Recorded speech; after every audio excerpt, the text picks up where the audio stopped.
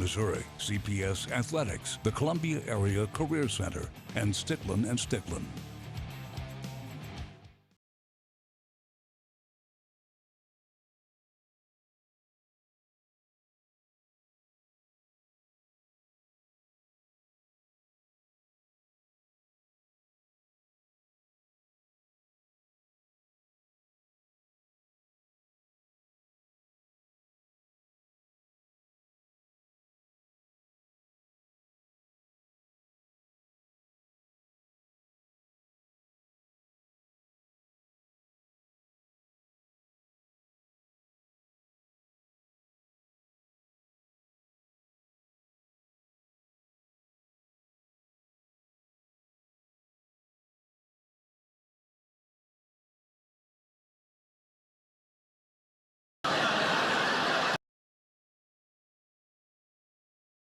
You can also do additional research through web.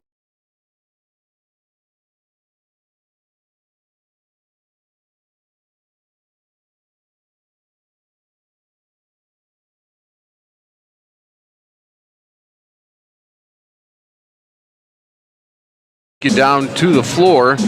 Here in a minute, we can go through some of the starters as they have not announced the starters yet. But for Battle, it'll be their regular starting five. It'll be Jalen Green, Boo Anderson, Taylor Robinson, Nautica Washington, and Jalea Brookins. Battle's top five are really, really tough. And as we mentioned, Battle has been playing really good basketball as of late. And they're ready to take on their crosstown rivals in the Hickman Cupies. Music comes off, and I believe they are set for the national anthem. So let's take you down to the PA announcer here as we get you set for basketball doubleheader here at Hickman. And here it is coming up. National anthem.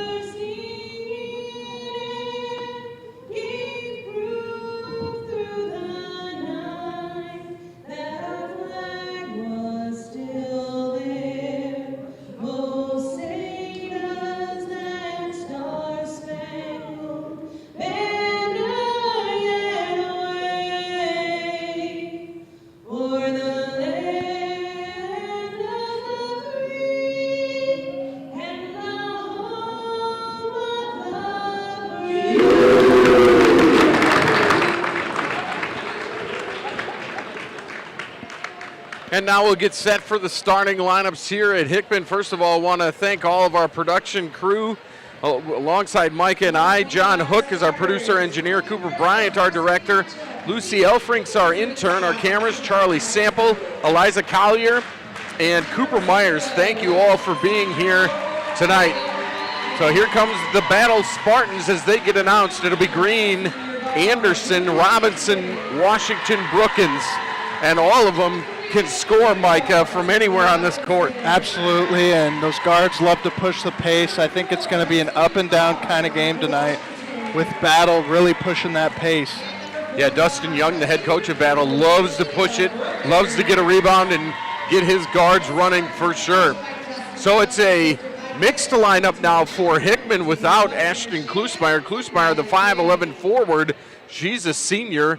And again, she won't play tonight, and as a matter of fact, as I was looking here, Micah, I don't even see her here, which would make sense because you don't want to have her around the team. And I'm sure she'd love to be here, but knowing her, I think it would take a lot for her to miss this one, and She can't even be here to watch it because she's just not feeling well. And like we've said earlier, it's going to be a tough loss for the Cupies.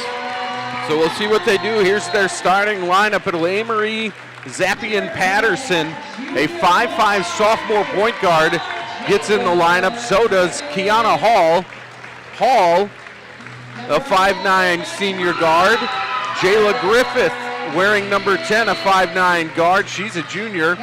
Caroline Eastman, the 5'9 junior, wearing number 11, gets the start. And so does Saray Stemmons, a 5'11 guard. She'll be called upon down low big time as they try to get some action from down low, especially against Brookins, as we mentioned, tough customer down low. We saw her plenty of times last year and earlier this year. She's just been great since coming back. I think she had an injury early in the season, but now she's back and ready to roll. Yeah, that'll be an interesting matchup inside. If Stemmons is able to get going in this one, that'll help ease the loss of Klusmeyer. Tip goes to Battle. Battle wearing the dark uniforms. That's Robinson. Robinson with the ball, being guarded by Griffith. She picks up her dribble way out high and has to give it up, so she does to Washington. Washington now to Boo Anderson. Again, 4 guards for Battle between Green, Anderson, Robinson, and Washington. That's Green putting up the 3 from the corner. No good. Corralled by Caroline Eastman of Hickman. And here come the Cupies on offense. Griffith surveying, wants to go inside to Stemmons. A little give and go. Griffith off the window and good. Jayla Griffith with her first basket tonight, and the Cupies lead at 2-zip. Great give and go action. You called it, Bo. Just a little inside and handoff. Great pass. Great finish. Washington gives it up to Green, who made a cut toward the hoop. Now they'll back it outside to Anderson. Anderson drives, great drive and dish inside to Brookins. And Brookins finishes easily to tie it at 2. That was a great pass there. Early, 2 great early assists from each team sharing the ball. Here's the sophomore. Zappian-Patterson wearing number 3 had the ball. Now it's going to be Stemmons. Stemmons spin move, stops, pops, and got it to go. Good defense there by the Spartans. But Stemmons is equal to the task, and the guard, the junior guard, has her first 2. Good defense, better offense. Great up and under move by Stemmons as a near turnover here for Battle. Brookins picks up the loose ball, and Robinson will reset things as we approach 2 minutes into the first quarter. Morgan Scott, the head coach for Hickman, on her sideline, telling her team to play defense. They are. Griffith, good job of playing defense there on Washington. And then Washington's going to miss the shot and pick up a foul. It'll be her first. Yeah, that's just a frustration foul there. I love the aggression from Nautica Washington getting to the bucket, but after the miss, you got to just get back on defense, and just not a good foul there early to pick up. Looks like it'll be Jayla Griffith handling the ball most times. He wants to get it to Stemmons. Stemmons gets it. Thought about a 3, did Hall, but they'll work it around, and Hall is open now. She'll drive baseline, stops on the baseline, cut off by Brookins. A pass to Stemmons she can't handle, but she'll pick it back up. Cupies reset, 5:20 to go in the first. You see a lot of cutting here early in this one. They think they've got the back door open.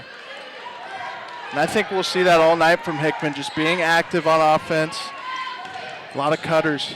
Stemmons picks up her dribble, now decides to fire it and knocks down the jumper. It's a long 2, so it's 6-2 in favor of the Cubes. Stemmons with a big shot there.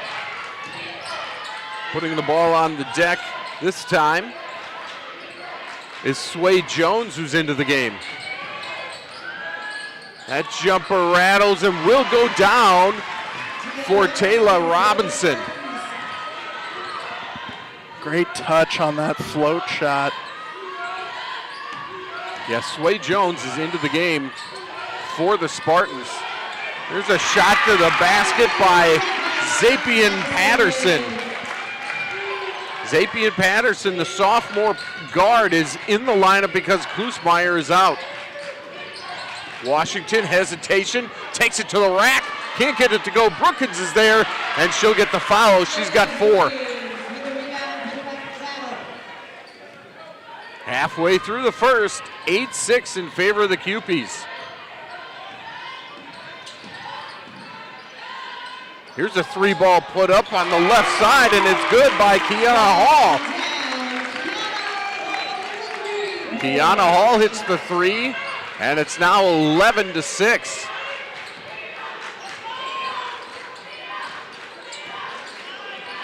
Running things is Robinson. Robinson looks to go inside, being guarded by Griffith. Now Green in the corner. She'll dribble it out, wants to give it up, does to Washington. Washington resets things, guarded by Stemmons, gets a screen from Brookins. Now Washington kick out, Green 3, got it. Nothing but net there for Jalen Green, her first basket of the night. 1 for 2 from downtown, and it's 11-9. And that's her spot there in that corner wing on the right side. She missed the first one, but in a rhythm on that second one off a great pass. A lot of good dribble penetration here by both teams, and then finding the open shooter. Inside, it's Hall. Now Griffith has it. It's been inside, outside. Eastman. That's going to go off of Zapian Patterson, but it was poked out of bounds. Cupies will retain the basketball. I thought that was off of Zapian Patterson. I thought maybe he hit her thigh, didn't you? I think so too. I think Hickman's fortunate to keep that one, but you got to love the pace here in the early going. Both teams knowing when to run their set and knowing when to push the pace. Doing a little bit of both here in the early going. 2:25 to go in the first quarter. That one is stolen by Jones. Sway Jones comes up with the turnover on the steal. And now it's Robinson. Robinson, fancy dribbling. And now Washington. Washington around her defender. It's poked out of bounds. Poked out of bounds by Hall. Hall's going to come out. We're going to have some changes here. A lot of changes in the last 2:05 of the first. Brennan Johnson's into the game. Kumani Clark is into the game for Battle. But here is Robinson. 3-ball up and good, and Battle has its first lead at 12-11. That's just a great play by Robinson. Just get the handoff off the inbound pass. I don't think that was their set play, but she just read the defender, and it's basically like a screen there that the defender goes under to open up the 3-ball. Carly Moore now into the game for Hickman, wearing number 1. Also in is Griffith, Eastman still, Stemmons is still in there. And now in there as well as Georgia Davis. That one won't go, and it'll be a foul going the other way. That's going to be on Carly Moore. That'll be her first. Moore going after the rebound after the miss in close by the Cubes. And that was a great pass to set up the Davis finish, but she's unable to hit it, and then you pick up a foul. That's a backbreaker. Fake shot there by Boo Anderson. Anderson is a left-handed shooter. Here's Jones. Jones, oh, beautiful pass, but that one swatted out of bounds.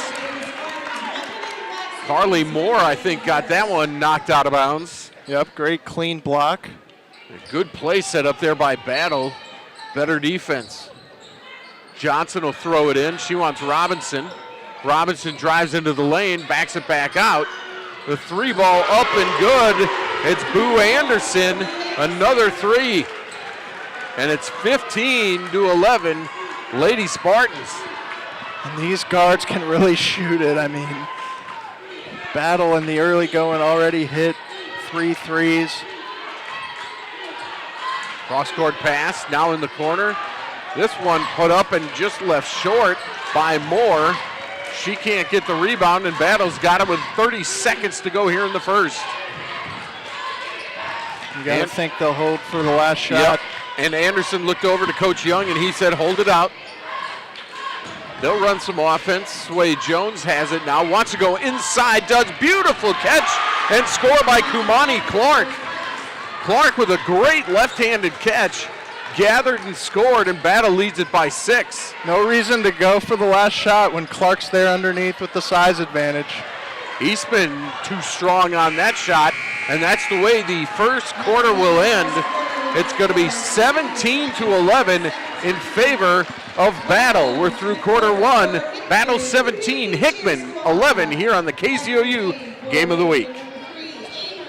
Water, nature's ultimate cleaner. We drink it, we bathe in it. Think water, think steam, think clean. Now harness the power of water with the H2O X5 5-in-1 steam cleaning system. I'm so impressed with the X5. It's an all-in-one product, so I can use it throughout my entire house. It's cleaning, it's sanitizing, there's no chemicals in it. It's just steam. This is unbelievable. There is no more odor. You could spend over $500 to purchase the products that the X5 5-in-1 Miracle replaces. Order your H2O X5 steam cleaning system, a $500 value, for just 4 easy payments of $43. Order now and we'll upgrade your X5 package. We'll add a 6th mode with a dusting and polishing wand. Valued at over $30, this extra bonus attachment makes your H2O X5 the H2O X6. That means your 10-piece system becomes a 12-piece system at no extra cost to you. All for just 3 easy payments of $43. Call or click right now. Are you ready to get started? Are you ready to show us what you're made of? He knows how to throw down. Are you ready? We are just getting warmed up. Oh, wow. An all-new season of MasterChef Junior returns this March on Fox. And welcome back, everybody, to Hickman High School. Alongside Micah Wright, I'm Bo Bayman. The KZOU Game of the Week. We got a doubleheader for you here tonight. Battle and Hickman in both girls and boys. After one quarter of the girls' game, it's Battle 17, Hickman 11. As we start quarter number 2, Hickman in white with the basketball. It's Eastman between the circles, wants to get it to Stemmons, does. Now they move it out and around, and Griffith has it. She'll start things over. Battle has switched to a little zone action here, and Hickman's trying to go inside to outside, trying to go to the free throw line with Stemmons, and it's not working. Now they get it to her. Stemmons, couple dribbles, and that's going to be a travel. Battle's really packing things in on defense, aren't they, Micah? Yeah, but that's great zone defense, and Hickman has the right idea, using Stemmons from that free throw line extended area, really the elbow. She was getting the ball from there. That possession just took too many steps, but I like them using her to try to break that zone. Here's a 3 up and good. Nautica Washington this time. Washington with a bucket. She has 3, and the 3s are raining for Battle, and they lead it by 9. Eastman on the other end for 3. That one off the back rim, no good. Griffith has it, does a little spin, drives in, and she'll get it back out. Trying to go inside to Stemmons, little runner, got it. Good move there by Stemmons to finally stop the drought for Hickman.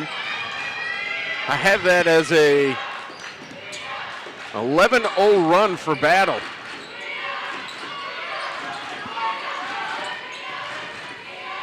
Now in the corner, good job by Robinson keeping it in on the cross-court pass. Robinson drives, teardrop, got it. Boy, Battle's hitting everything, Micah. Yeah, and that's so pretty there. Stemmons kind of out of position there, having to guard Robinson. That's the trouble you get with the 4-guard lineup that Battle has, as Stemmons not used to having to guard the quicker guards. Great finish by Robinson on the teardrop. Stemmons drove in the middle, thought she had something against Brookins, but Brookins is there to cut her off. Now Griffith, free throw line jumper, a little strong. Rebound underneath, no good by Davis. The second one Davis has missed in close. And I think we're gonna have a timeout here by Coach Morgan Scott. We'll keep it here since I think she called a 30, but it's been all Battle. Battle can't miss, Micah, and they've opened up a 9-point advantage, 22-13. Yeah, and that's already 4 threes, I believe. It may have been even more than that, as I'm trying to play double duty here, but the pace that Battle is playing with is just phenomenal, and it's really causing Hickman fits on the defensive end, and that's why I think Coach Morgan Scott has called this timeout with 5:46 left in the second. Only down 9. You still got all the time in the world. It's not an issue of, the game being in the balance at this point, but it's just really Battle's speed affecting Hickman on the defensive end, and I think that's what they're really talking about in this huddle.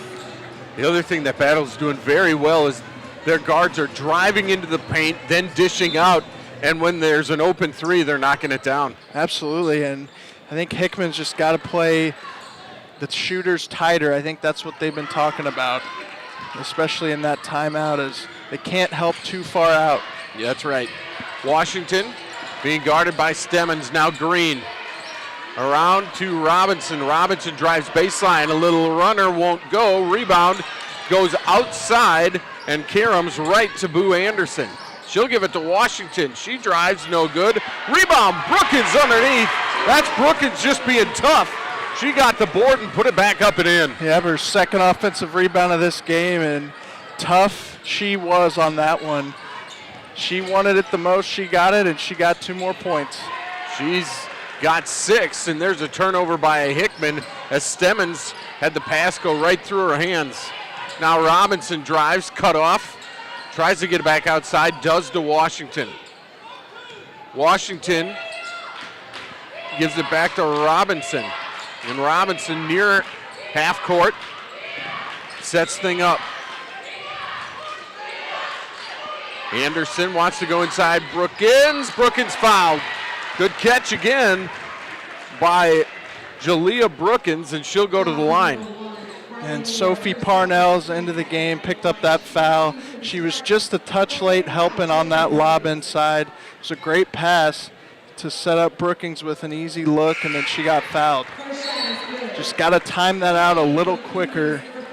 You either get the steal or you're there to just be straight up on the defensive end, and instead she got caught with her arm down, picking up the foul. Keona Hall into the game, as is Addison Carr. Brookins' first free throw good, her second one no good. Ball rattles around, it's on the floor. It'll be a jump ball. I think that'll stay with Battle if I'm not mistaken. As Battle leads it by 12 here with 4:29 to go. And you really don't get the sense Hickman's playing a bad game so far. Battle has just been on the money from 3, and that's been the difference. Trying to get it in is Anderson. Anderson wants to go down low, does to Clark. Clark gives it back to Anderson, and resetting is Washington. Drives, she's bumped. And that's going to be a foul on the Cupie's Addison Carr, the 6'5 sophomore who just checked in. And they bring in Addison Carr to help in the paint on Brookings. And this lineup with Brookings and Clark in the game is to kind of counter that. But that was a great job by Nautica Washington to read the defender and go baseline as Carr was trying to front Brookings underneath, and instead she got her to pick up the foul because she drove it in. Free throws are good, 27-13. And again, this game was 11-9 Hickman. So this is an 18-2 run by Battle. Griffith has it, trying to set up the offense, trying to go down low to Carr. Carr needs to probably settle under the basket a little bit more. Poked away by Sophie Parnell, who's in the game. Going inside, Carr, outside Hall. Hall drives, little floater, no good. That's Carr with the rebound. Hall drives again, and she's hammered. I think that foul's going to be on Sway Jones. It is. That's just the first team foul here in the quarter for the Spartans, and just the first on Jones. And going to the line, missing the first, is Keona Hall. And if the Hickman Cupies are going to get back into this game, they have to make free throws. Absolutely, and they really have to find a way to attack that zone. That's going to be ball right back. Yeah, that's going to be a rebound by Brookins, but Brookins was surrounded there, picked up her plant foot and traveled. So it's a turnover, giving it back to the Cupies after Hall missed 2 free throws.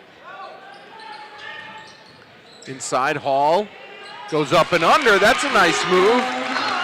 And she has her 5th point of the night. It's 27-15.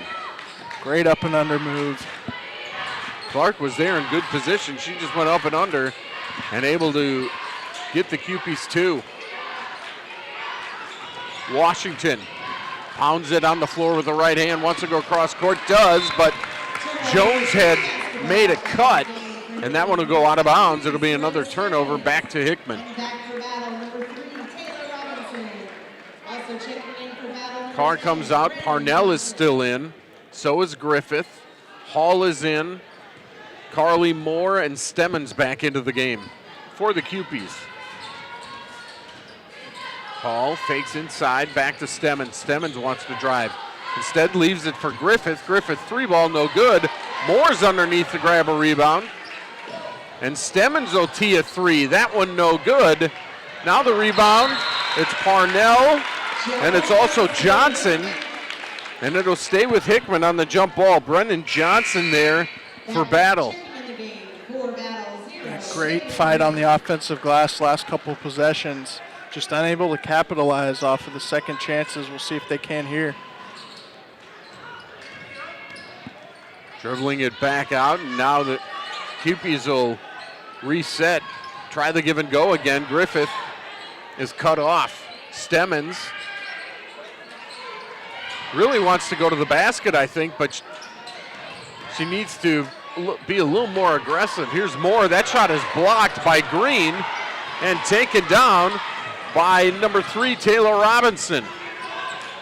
And here comes Battle again, up 12.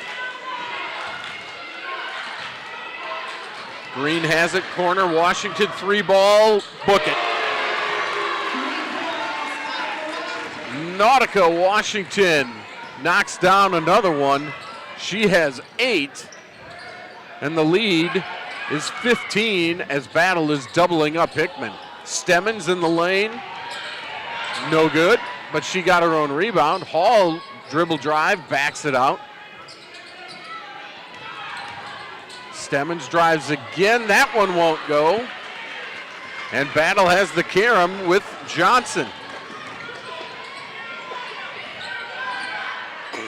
Robinson. Washington fakes the 3. That would have been a heat check. Robinson on the deck with the left hand. Up. That one nearly went no good. Hall has the rebound. And Robinson looking for the foul there. She thought her arm got hit on the way up. Stemmons throws the ball out of bounds. Yeah, Stemmons is playing a little fast. That zone's really getting to her, and she's been the key part of trying to beat that zone. As Hickman's going to her seemingly every possession, I think she's just got to be a little more patient of facing the basket and then making the right pass or taking the shot if it's open. But that's easier said than done because these Battle guards are really swarming in the top part of that zone. And they'll make you work. And there's a good play by Griffith to knock the ball out of bounds. Johnson trying to get it inside to Brookins there. 1:07 to go, Battle by 15. Green will key it in. She slaps the ball and gets it out to Robinson. Right back to Green. Green was ready to shoot it. Eastman closed in on the defense.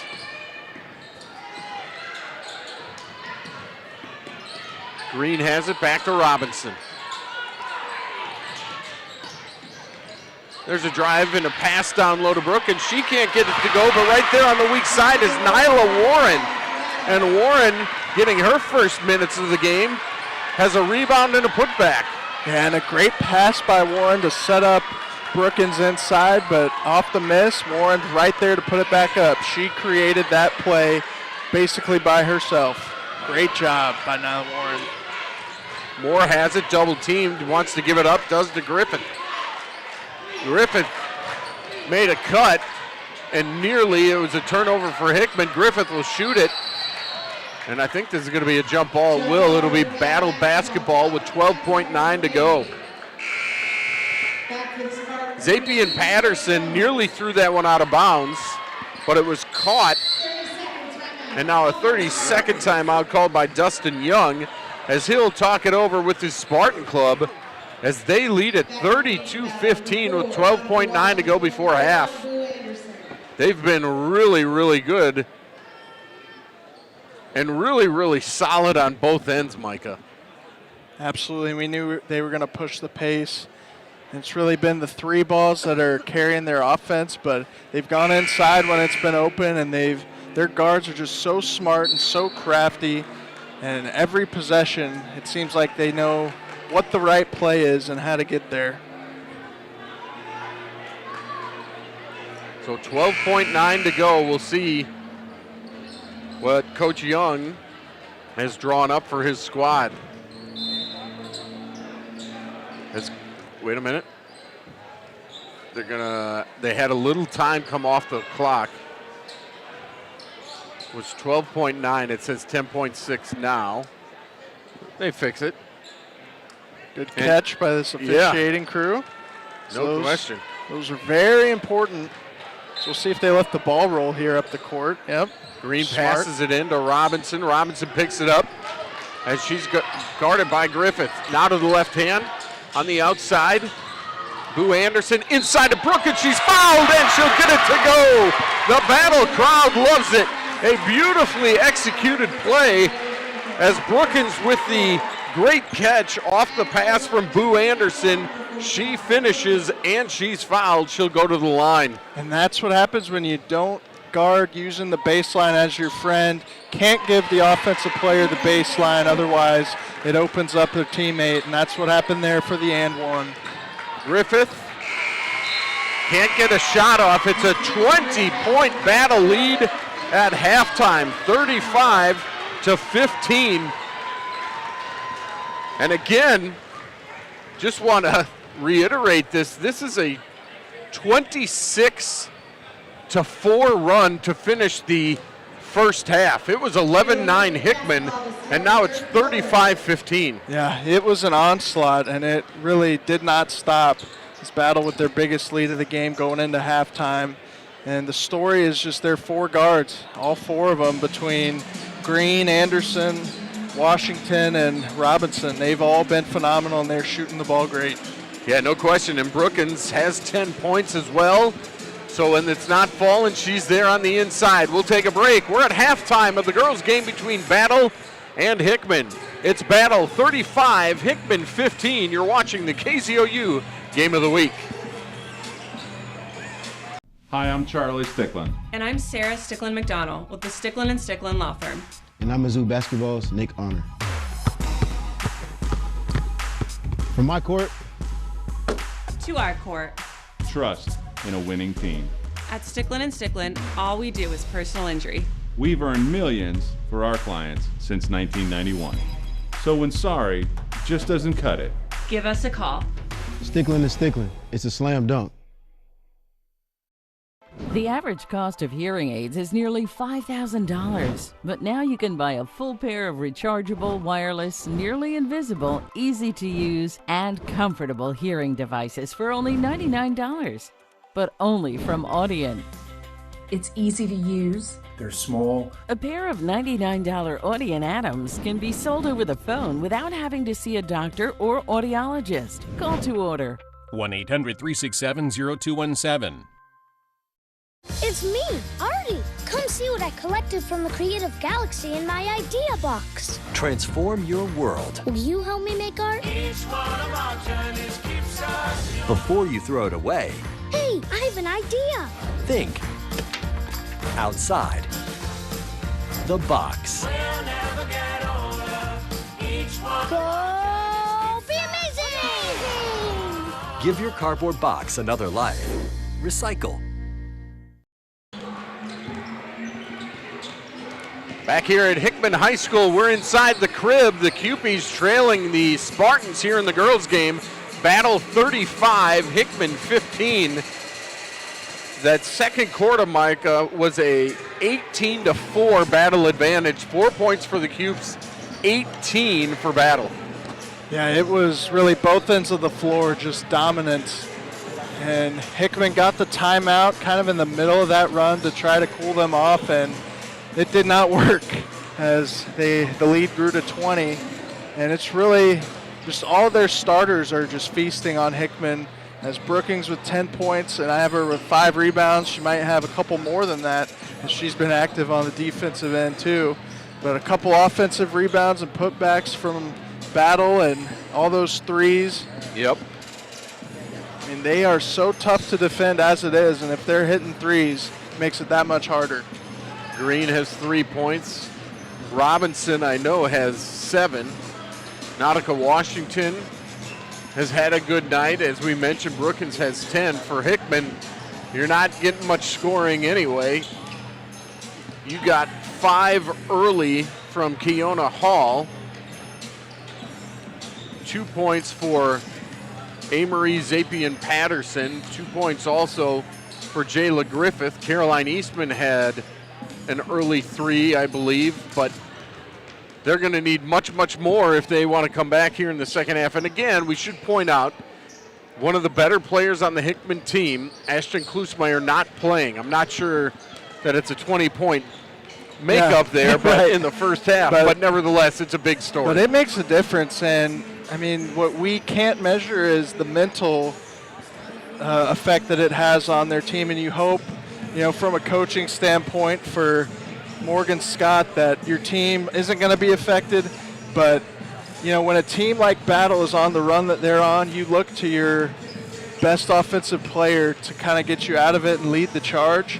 And for them, that would be Klusmeyer. And without her, and not to mention just as that offensive weapon, she's a great three-point shooter, which if they're going to have any chance to get back in this game, the 3-ball is going to help them. But now it just seems like they're in too big of a hole to get out of. But that definitely is a contributing factor to their offensive struggles. One thing I want to mention here, too, is really the game plan of Battle and Coach Dustin Young. He's done a great job of telling his guards to drive and then find somebody on the arc because they're probably open. The Hickman defense is collapsing a bit. Open shooters, and they're knocking it down. Right, and they're going baseline. They're kind of just doing a good job of using a high pick and roll, and if they're not rolling off the pick, they're setting another screen, and they're just doing a great job. And it's really, you can't really think of too many possessions that they haven't scored on offense. That's right. If they've missed a shot, they've gotten an offensive rebound. So it's just so efficient of a start for them, and from the three-point range, they've been so good, and any open shooter has hit their threes. No doubt. We'll take a break. We're at halftime of the girls' game between Hickman and Battle. It's Battle 35, Hickman 15. You're watching the KZOU Game of the Week. Is there a power struggle in your home? Now there's Spin Power, the ultimate smart charging station. Brought to you by Bell & Howell. Bell & Howell Spin Power lets you conveniently charge all of your electronics. And with our rapid smart charging technology, devices are charged in a flash. Our smart control ports detect your connected devices for rapid optimal charging. Spin Power smart charging station is also a surge protector with 4 outlets and 6 smart USB ports. Spin Power by Bell & Howell has a sleek and convenient 40-inch extendable cord. Rapidly charge up to 10 devices at the same time, anywhere in your home. Call or go online to get your Spin Power by Bell & Howell for the low price of just 2 easy payments of $14.99. Spin Power comes with a 10-year warranty. But wait, you can double the offer. Just pay a separate fee, and shipping is free. Here's how to order. Call 1-800-348-9790 or go to buyspinpower.com. So call 1-800-348-9790 or order online at buyspinpower.com. Making just one connection during recovery from mental and substance use disorders can put the strength of family and community behind you. We're all connected, offering encouragement, support, and hope. Join the Voices for Recovery. Strengthen families and communities. For confidential information on mental and substance use disorders, including prevention and treatment referrals for you or someone you know, call 1-800-662-HEALTH. Brought to you by the U.S. Department of Health and Human Services. Welcome back, everybody. We're at Hickman High School for the KZOU Game of the Week doubleheader tonight. The girls' game is at halftime, and it's Battle leading Hickman 35-15. Despite these schools being, a couple miles apart, they are in different districts coming up. District play in a couple of weeks. For Battle, They're in Class 6 District 4, which will be at Francis Howell Central.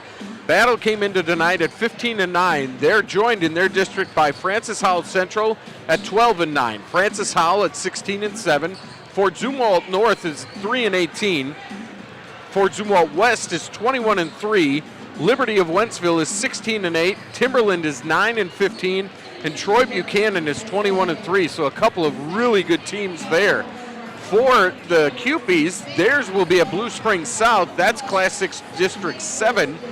Blue Springs 8-12, Blue Springs South 11-11, Fort Osage 9-13, Grain Valley 15-6, Hickman is at 17-7, Rockbridge 20-4, Smith Cotton 12-11, and Truman is at 9-12. So that's the road ahead for these two. We'll have the second half coming up next. You're watching the KZOU Game of the Week. How would you like to get high-speed internet for your home for less than $2 a day? That's right, for about $50 a month, you'll get lightning fast internet. Are you paying less than $50 a month right now for your internet? Then call Whole Home Connect right now for blazing fast internet at $50 a month with no price increases, no hidden fees, no contracts, no equipment fees. It's a great deal. And guess what? You can try it for 15 days. If you don't like it, you get your money back, but you're gonna love it, and you're gonna love the price. Internet for your home for $50 a month. That's less than $2 a day. Plus, no contracts, no equipment fees, and our 15-day guarantee. Call now. Call 877-445-9868. That's 877-445-9868. Again, 877-445-9868.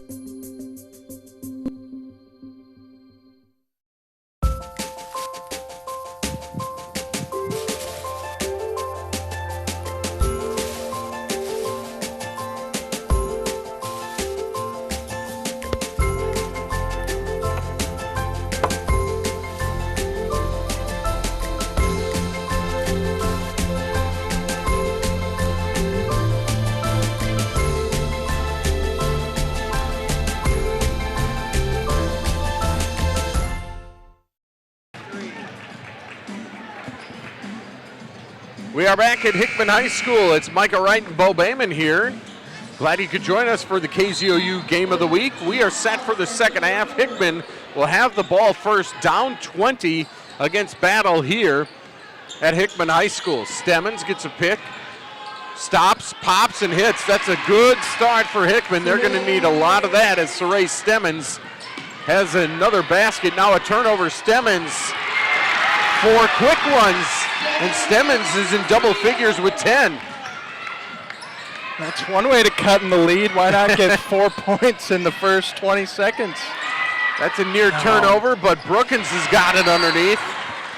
And now Dustin Young is going to call a 30-second timeout right away. Well, you don't see that 34 seconds in, but that's what happened right there. Dustin Young not happy with his squad on the other end, and it's funny because you don't see Battle turned over like that very often. Yeah, and we saw, I think they had 3 turnovers in the first half, and they really came in bunches. Like, yep. I think it was 3 out of 4 or 5 possessions.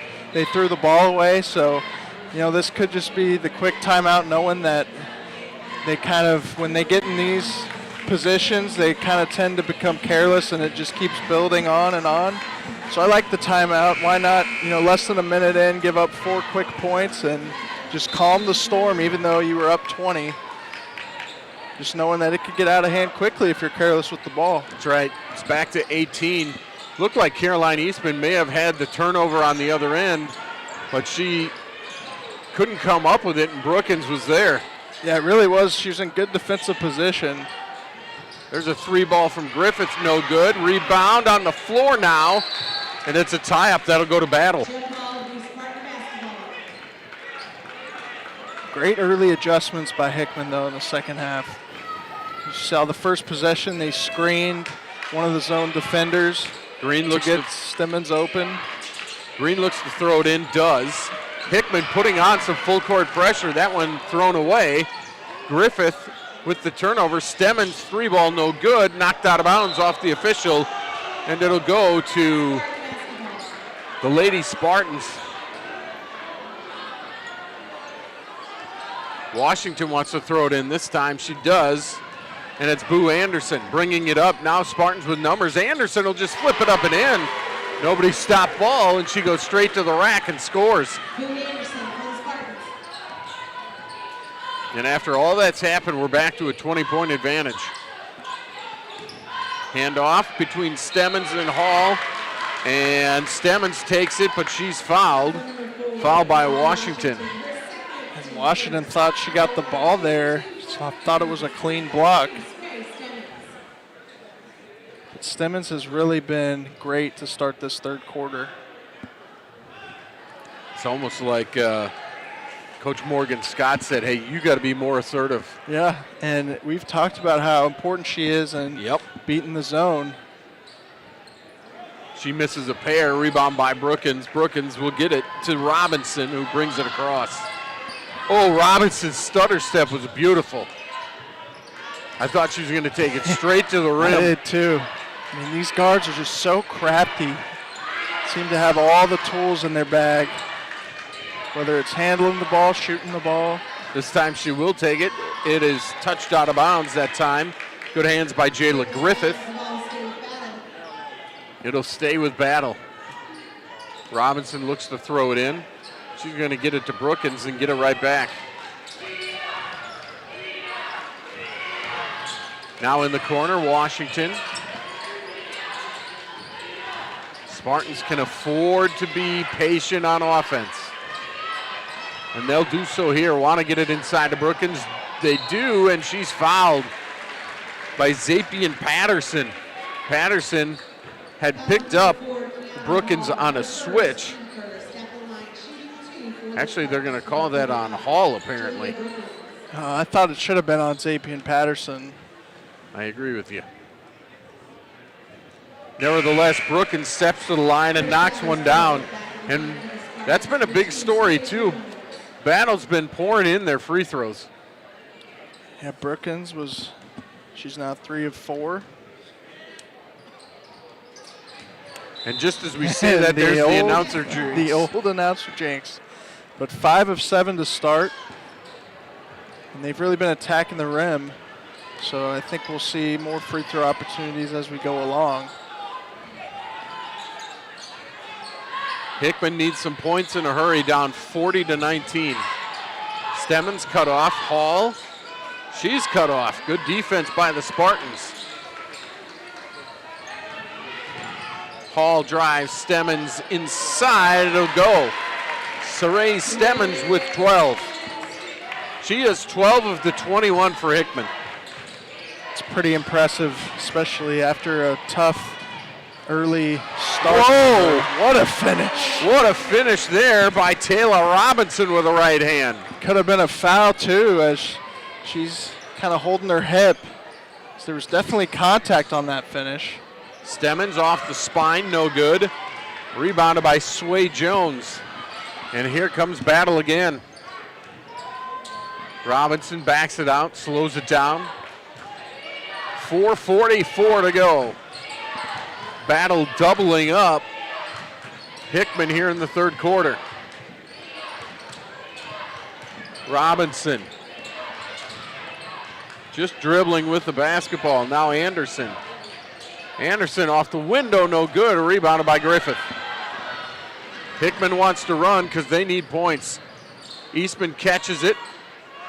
Stemmons long three, it's good. Whoa, barely touched the net. And a timeout by Hickman. Morgan Scott calls the 30. And Stemmons now with 15. Let's see. We have Carly Moore. Wait, let me take that back. Amory Zapian Patterson has 2. 4 points for Hall. Make it 5 points for Hall. That's 7. And then 2 points for Griffith. That's 9. The rest, Saray Stemmons. She has been on fire in this third quarter. She has 9 points by herself, which I believe is all of their second half points. It was 35-15 at half, if I'm not mistaken. You're right. So if you don't think Morgan Scott was in that locker room saying, hey, we need you on the offensive end, I don't know what to tell you because that's all their offense has been is Sarah Stemmons in the second half. Approaching halfway through here in the third quarter. Battle still comfortably ahead at 42-24. Washington will give it up to Anderson. Hickman trying to trap, and good ball movement by the Spartans. And here it is again. Taylor Robinson is controlling things. Now they want to go inside. They do. Good catch. Won't go. That's Kumani Clark. Clark will go to the free throw line. And that's another foul off of the lob inside, as it's been to Clark a couple times, and when Clark's not in, it's to Brookins. Clark there misses the first. She'll get a second. But Hickman is just still a little too slow to help over the top against that lob. If you time it out, that's an easy steal. And I think that's something that they've game planned for and just not executed on defensively. That one no good, and Addison Carr skies for the rebound. 42-24, Stemmons hands off to Griffith. Wanted it back for a three ball, won't happen. Nobody moving now for Hickman. Griffith inside Stemmons, puts it on the deck. Right-handed shot, a little strong, no good. Robinson rebounds. That was a good look for Stemmons, but I thought she had Carr there if she dumped it down and faked that shot. Robinson picks up her dribble just maybe one step too early. Washington's pass is picked off by Moore. Moore goes in, left hand, got it. That's a tough shot by Carly Moore. Very tough shot with the offhand. Great finish.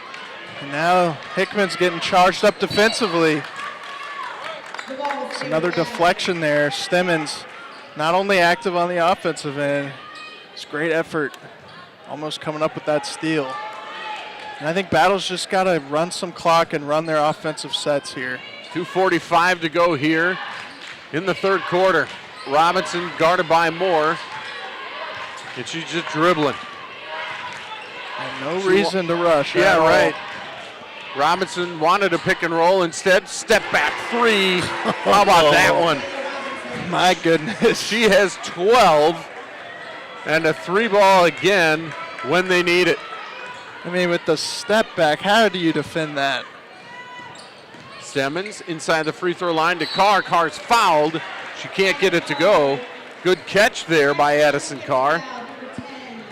And the foul is going to go on Brennan Johnson. Johnson's first. And that high-low pass is there. With this current lineup they have and the size of Carr in there. She's good on the first free throw. Carr 6'5", as we mentioned, just a sophomore. That's her first point.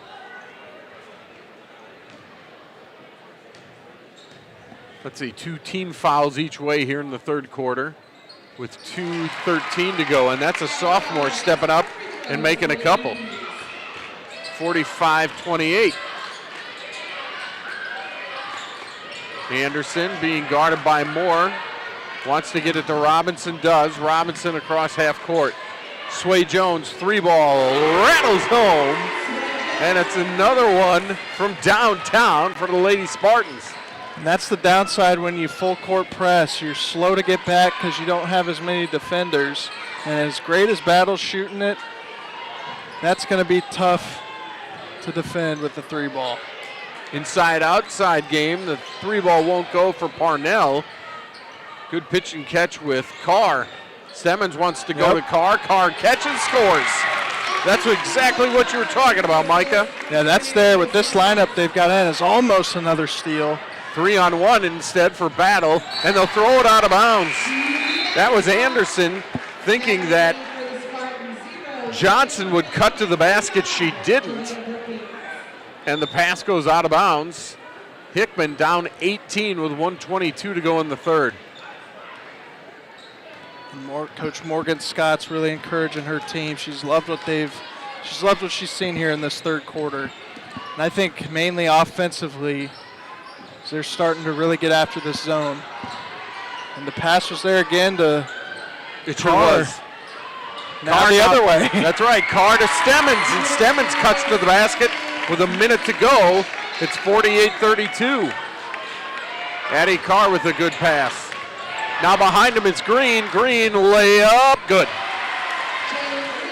Battle breaks the press, and Jalen Green scores for the Spartans. She has 5. Yeah, I think they're going to have to go down to a 2-guard press. Addie Carr scores again. She has 6 points off the bench. Jones has it. She'll give it up to Robinson, and Battle breaks the press. 25 to go in the quarter. Battle by 16. And Robinson's just going to let the clock wind down. She's got the clock right in her face. Griffith with the steal to Stemmons. Brookins is back, and there's a foul on Brookins. Stemmons took it strong, and Brookins was right there, but then committed the foul. Stemmons will have to earn it from the charity stripe.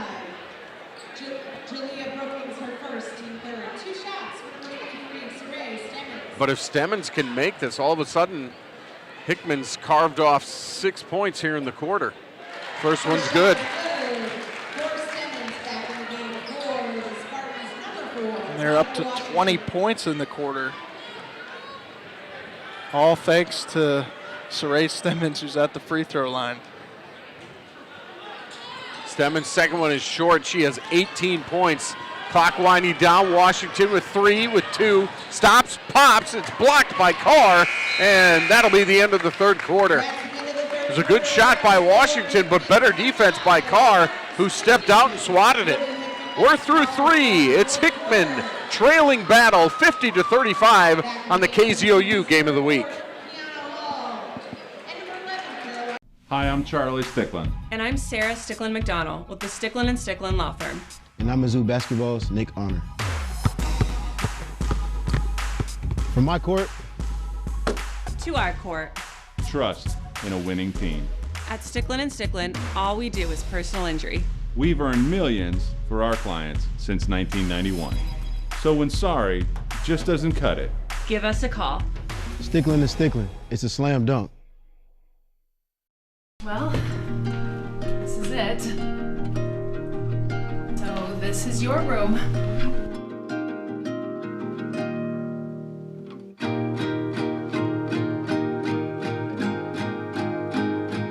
And I love my new room. We just put up all my new paintings, and I even have an easel. Oh, and this is my mom. Central Missouri Foster Care and Adoption Association, where families grow. We are Footprints on the Moon. Live. Get ready to rock. Performing their greatest hits. Play something we can dance to. The Big Bang Theory. Weeknights at 6 on Fox 22. Back here at Hickman High School, we are through 3 quarters. It's Battle on the girls' side leading Hickman 50-35 alongside Micah Wright and our KZOU crew. My name is Bo Bayman. Glad you could join us for the high school game of the week, a doubleheader tonight with Hickman and Battle. That is a 3-ball put up by Caroline Eastman. It goes out of bounds off the carom. Boy, that'd have been a big shot there, Micah, had that gone and got this to 12. Yeah, and that was a great action set up off the dribble handoff and front side screen, and Eastman had a great look on the wing there, wide open 3. Couldn't have drawn it up any better for Coach Morgan Scott, just unable to hit it. And now back to this full court pressure as Griffith back here has got to get back on defense. Griffith steals it, Stemmons scores it. And it's 50-37, and the Hickman press is giving all sorts of trouble to Battle. When they break the press, they've been able to leak out. Anderson, Green, Washington, 3-ball, got it. And another timeout early. This one's going to be a full timeout. We'll take a break. It's 53-37 Battle on the KZOU Game of the Week. On the go, stay in the know with the ABC 17 News app. It's your first alert to breaking news, weather, and traffic impacts. Instant access to live video on the scene with updates in real time. I'm gonna go ahead and step out of frame so you guys can see what we're seeing right now. So no matter where you are, you'll always know the big stories happening right now. Download the ABC 17 News app from the App Store or Google Play today. ABC 17 News. Get the app, get the alert.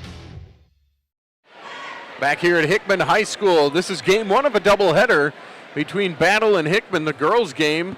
It's the Lady Spartans leading the Lady Cubes 53-37 as we are just into the fourth quarter.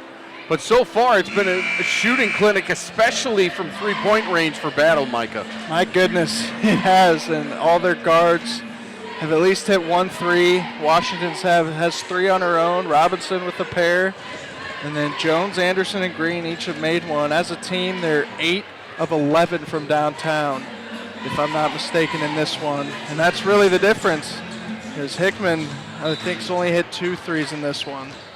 Robinson with 12. Nautica Washington with 11. Balanced scoring so far for Battle, as the Cupies will look to cut into the lead again, and Brookins has the steal. Washington nearly travels, doesn't.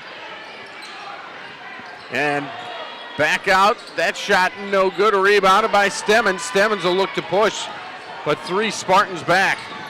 Stemmons back out, the shot put up from the baseline. It is good by Georgia Davis. Davis, the 5'9" sophomore, is on the board with 2. Another dangerous pass. It's a good job by Clark. Green for 3 in the corner, and again, another 3. And Jalen Green has 8, almost another player in double figures.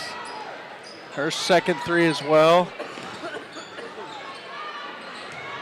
Stemmons back out to Griffith. She'll tee a 3. That one front rim no good. Washington has it, pushing it with Robinson. Robinson catches under the hoop, gets it back out, and resetting will be Battle. Brookins will hand it off. Brookins, by the way, has 13 points herself.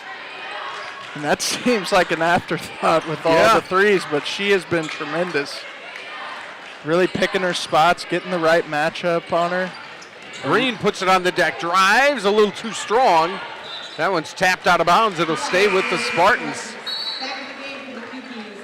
And as well as Hickman played in that third quarter, to still be down 17 just seems crazy. It's a little deflating, right? Yeah, it's very deflating, as they had 15 points at halftime, and to put up over 20 in that third quarter and still be down as much as you were at half is just so deflating. Shows you how big that second quarter was. Here's Washington blocked on a 3, and then Stemmons wanted to get rid of it and start the break, but that ball was deflected, and Battle has it again with Taylor Robinson. Yeah, Brookins deflected that. And a 5 count. A turnover on Robinson. She was trying to direct traffic there and just held on to it too long, and the official called the 5-second call. Yeah, you rarely see that, and it sure perplexed Coach Dustin Young over there. Kind of just stared at the ref like, well, what's the call there? But just took too long to be decisive. Stemmons gets it inside one time for Carr. Addie Carr misses, grabs the rebound, then is tied up. And it'll be back to Battle on the alternate possession. Robinson wants to give it up to Washington, does. Green flashes, but they'll give it to Clark and back to Washington. Oh, wide open was Brookins. She couldn't handle the pass. Nevertheless, she gathers, and with 5 minutes to go in the fourth quarter, Battle can reset. Green's pass batted away by Jayla Griffith. She'll go all the way and lay it up and in. Jayla Griffith has 4 points, and it's 56-41.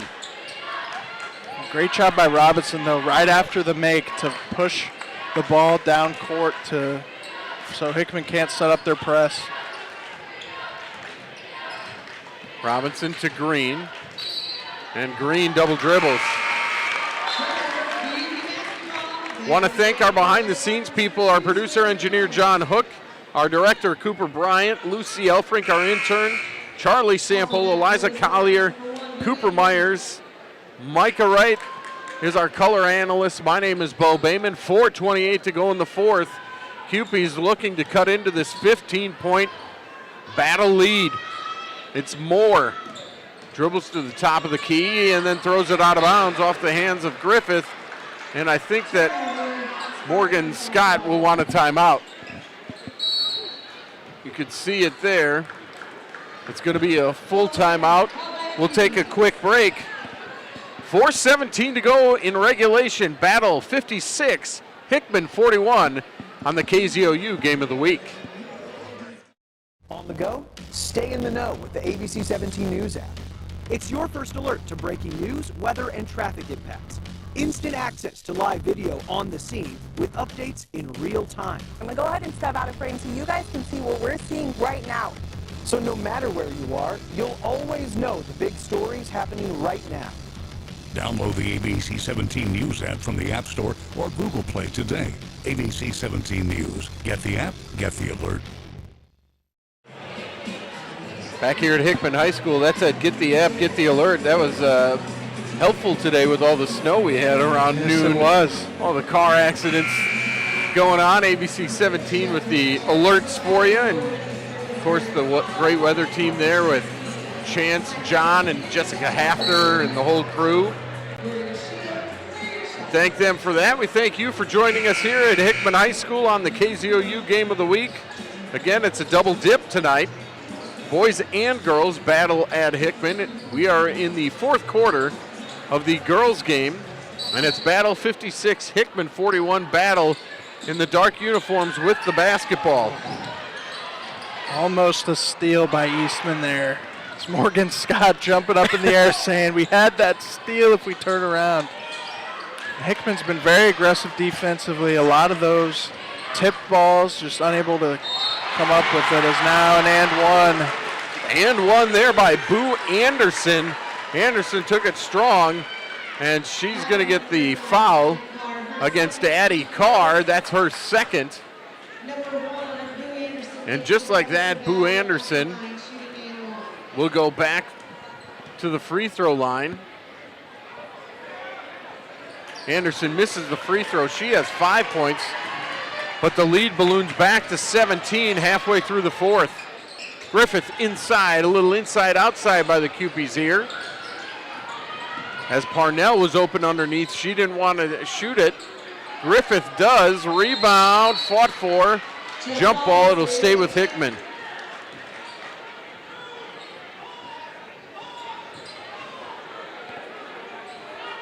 Griffith will key it in. Gets it outside to Parnell. Parnell inside to Carr, skip pass, cross court to Griffith for three, that one's short. Carr has the rebound. Good job by the sophomore there to get an extra possession. Stemmons knocks it down. Saray Stemmons with 22 points now for the Cupies. And getting it across is Battle. Battle up and going. The three ball rattles out this time, but now it's on the floor, and that'll be a tie up, and it'll be stay with the Spartans. Boy, oh boy, that's been the name of the game. I mean, Boo Anderson misses the three. They haven't missed many, but when they do, the offensive rebound goes right to the Spartans. That's exactly right, and we've had a few deflating runs in this game, and that's just one of those deflating plays that have kept occurring from Hickman. He's not able to get the defensive rebound, and now they pick up a cheap foul. But at some point, you may want to send them to the free throw line. That's only the third team foul, I believe. That was the third foul on, or there's three fouls, I should say, on Moore. That's the first foul on Griffith. No team fouls on the Spartans this quarter. Three ball, Robinson. But when you're unable to get the rebound, it's a moot point. Anderson to Sway Jones. She can't get it to go. And it's rebounded this time by Stemmons. And Coach Scott wants her to push. Carr picks up a loose ball. Griffith, 3 ball, a little strong. No good, and Anderson will get it out to Robinson. Robinson beats the press, and then we'll pick up the foul as Saray Stemmons picks up her first foul. It's the 3rd team foul against Hickman. To your point, with 2:16 to go, Hickman does have to start fouling. Yeah, and they're at the point where just over 2 minutes left. You got to pick up 3 more team fouls before you're in the bonus, or 4 more, because they're only with 3 total. So the Cupies call timeout here, trailing 58-43. The fourth quarter has played even. Both teams scoring 8 points here, but still Battle maintains a 15-point advantage. Really, it was the end of the first quarter and the whole second quarter that's the difference in this game. 17-11 after 1, Battle led, and then they outscored Hickman 18-4 in the second quarter, and really it's been 15 to 20 points ever since. That's right, and you look at Saray Stemmons for Hickman has a game-high 22, and that's really not been, that has not cut into the lead much, I should say, as you're still up 15 despite her tremendous game, scoring over half her team's points. It looks like Kobe Brown is in attendance. It's the All-Star break, yeah. So how about Kobe Brown, the Back Clippers' home. first-round pick? How about that? Missouri Tigers legend. Good to see him. I'm sure they'd like him to suit up at Ole Miss tomorrow. I was going to say, yeah. Would be a different story for this year's Tigers if he was still on the team. But great for Kobe, first-round pick. Getting some decent game time in the league. And why not come home for the All-Star break? Great to see that he's here catching some local hoops. Hickman forced a 5-second call. Now this one is tipped. There's 2 minutes to go. Cupies need points and need it in a hurry. Griffith may want to shoot it. She doesn't. Gets it to Stemmons. Stemmons should shoot it. She turns, fires, just a little strong, gets her own carom. And Parnell tries to get it back to Stemmons, and now it's taken away by Johnson. And here comes Battle again. Washington cross court to Robinson. 90 seconds to go. Robinson to the rim. She'll score and one. Coach Morgan Scott wanted her team to foul near half court. They didn't. Taylor Robinson takes it to the rack and scores. And Taylor Robinson, just so crafty. Seems all night she's just driven to the rim, found her teammates, and made some tough finishes as she knocks down the free throw as the cherry on top. She has 15, and it's a 61-43 advantage. So Battle's going to move to 16-9 on the season. Battle has been coming on, however. They had some early season losses with some injuries on this squad as they commit a foul underneath on Stemmons. But Battle's going to be tough in this district that they will embark on. I believe district is not next week, but the week after. And they're clearly going to be a force to be reckoned with. They just got a couple of teams in their district that are really, really tough. They got Troy Buchanan at 21-3, and they got Fort Zumwalt West at 21-3. So you could see them potentially be the 3 or the 4 seed. How about Saray Stemmons? 25 points in a losing effort, but tip of the cap to her. She has played unconscious in this second half. There's a foul on Washington with 38.4 to go. And the Hickman Cupies are going to really have to regroup. They're going to have to get healthy. And now going to the line as Stemmons picked up the foul is Washington, Nautica Washington. Washington with 11 points on the night. She'll get 2 at the line. That one's good. First shot is good. Back in the game. For the But Hickman's going to have to rebound because in that district it's a little wide open. You got Green Valley at 15-6. You got Rockbridge, of course, at 20-4. And both free throws good by Washington. So we have 35 seconds to play here in game number 1.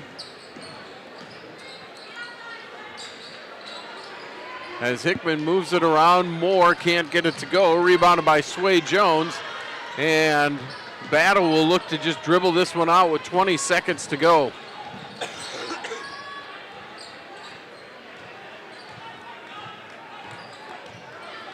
And Robinson makes a move to the basket. And now the Battle faithful come to their feet. The horn hits triple zeros, and Battle wins it 63-46. Saray Stemmons with 25 points for the Cupies, but it's not enough. Very balanced scoring for the Battle Spartans. 15 for Taylor Robinson, 13 for Nautica Washington. Jalea Brookins in double figures as well. Battle moves to 16-9. Hickman falls to 17-8.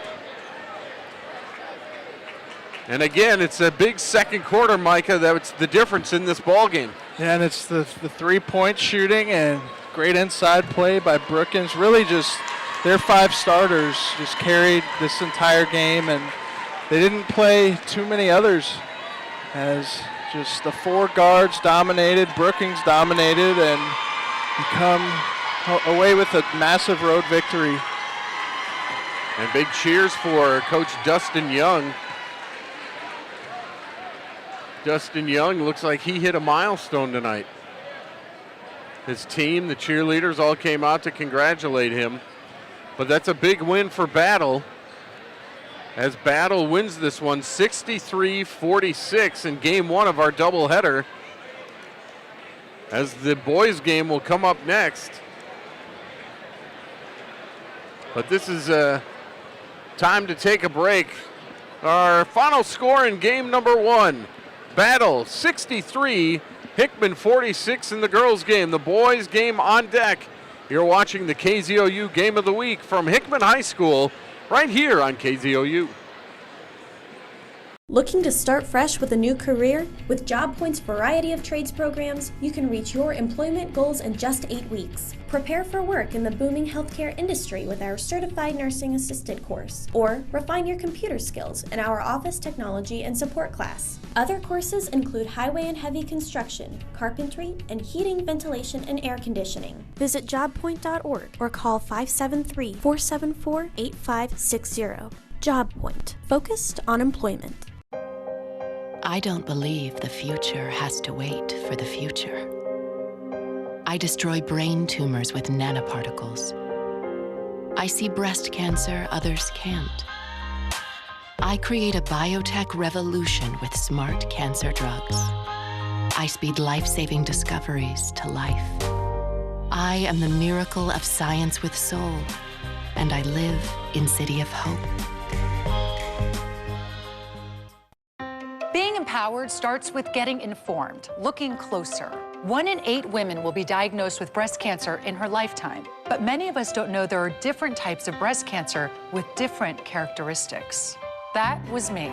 Learning about the specifics of my diagnosis gave me the confidence to make informed treatment decisions with my doctor. This meant everything to me and my family. So take another look. Ask another question.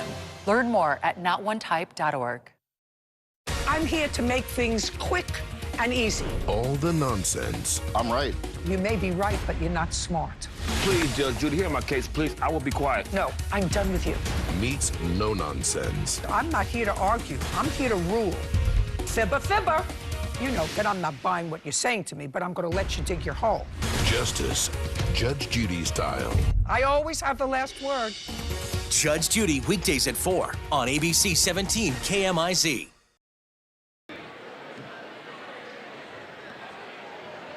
Welcome back to Hickman High School. We're in between games here on our doubleheader game of the week between Battle and Hickman.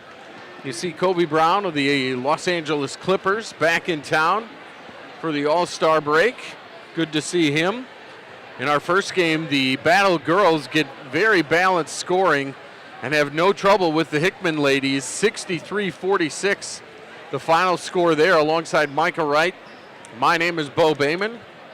We're waiting for the Senior Day activities to start here. And it is senior night here for the boys at Hickman High School. They have a couple of seniors.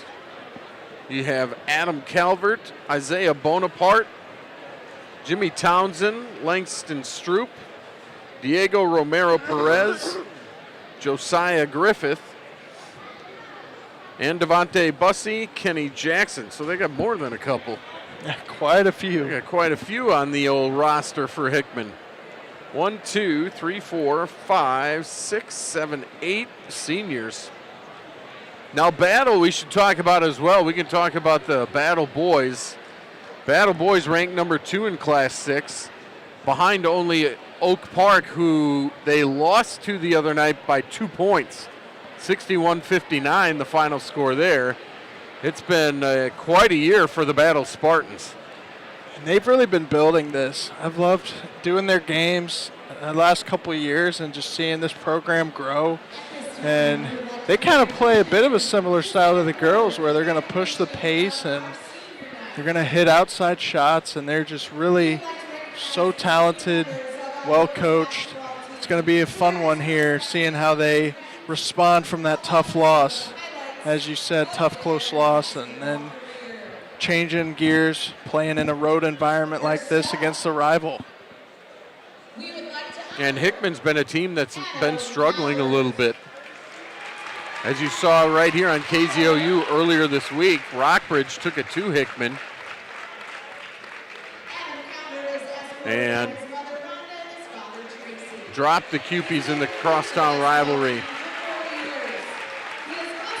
As you can see on the far side, maybe coming to half court, that's Adam Calvert. Calvert, the first of 8 seniors.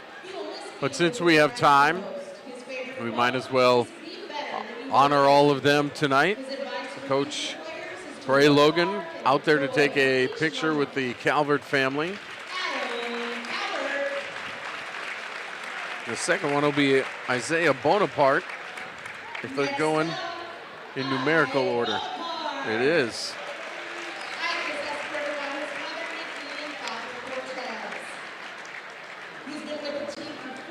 He's been on the team for 4 years.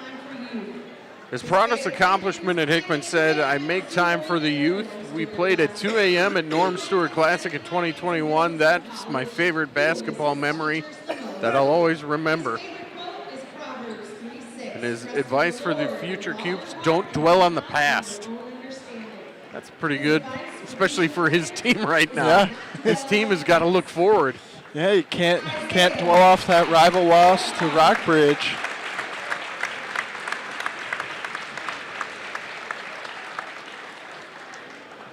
You're going to like what his father's wearing there in the Super Bowl Chiefs gear. Look at that. That looks fresh. It does look fresh. Super Bowl 3-time champions. Got to like that. Jimmy Townsend will see play tonight.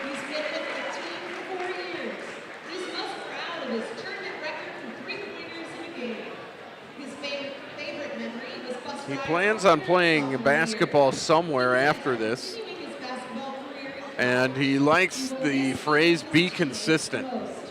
Jimmy Townsend wears number 10. It looks like, obviously, Hickman will be in the home whites for this game here tonight against Battle. But again, usually we have 15 minutes in between. I think we're going to have much more than that, considering we have senior night festivities. Right. I just wonder, with 8 seniors, how do you pick which 5 to start, right? Yeah, it's true. So you got to start 5 of them. I wonder if they had some sort of contest or something. Maybe a free throw shooting contest. Yeah, something like that. It would be good to know if they had a deciding factor for the coaches. But it's really rare to see a group this big of seniors, and it's always good to celebrate them. This is Langston Stroop at center court. Langston Stroop, I know, is going to Columbia College to continue his career. Langston Stroop was a member of the CUPE's Activity Council here at Hickman High School, and he also made the A honor roll all 4 years. Wow, how about that? Very impressive. So that's half of the senior class. Now Diego Romero Perez. His proudest accomplishment, he told us earlier, was just making the team. I mean, didn't think that he'd have a spot, and he came out, made the team, which is pretty cool.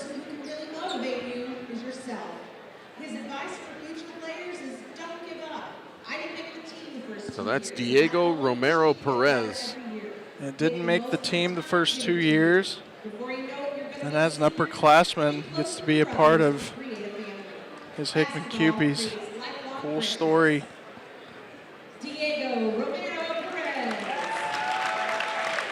And again, I would expect we might see these players tonight at some point. I would think so.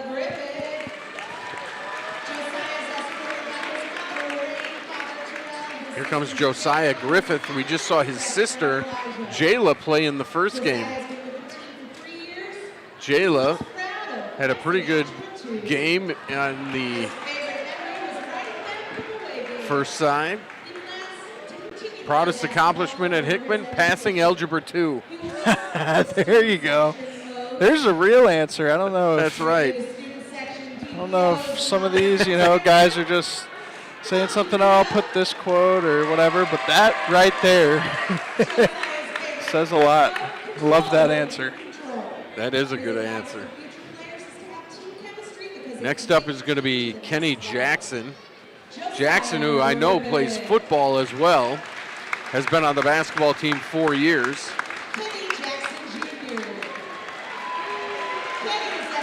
He says, you got to make sure you listen to your coach because he knows what he's talking about. That's pretty good.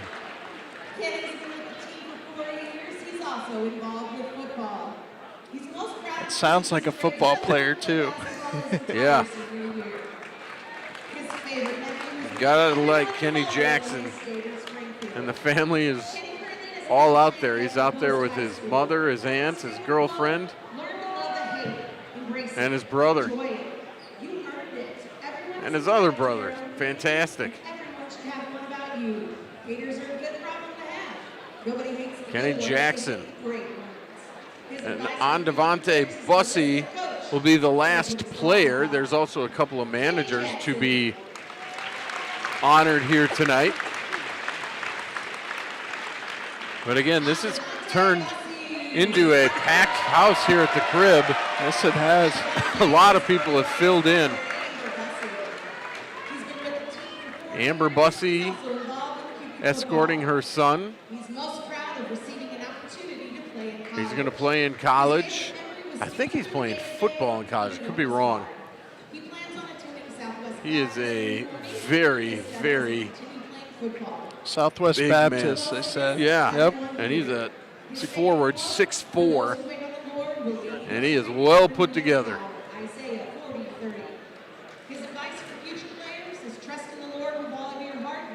And there you see Andavante Bussey. So the festivities will continue now with a couple of also people helping out. This is Alex Wixel. He's been with the team 3 years, and he's there with his mother and father. He's going to continue to manage basketball at Mizzou after high school. How about that? Yeah, very cool.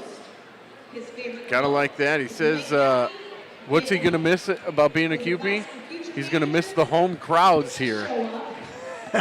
He's going to like it tonight because it's full. And let's see, I think we have one more, Anaya Simon.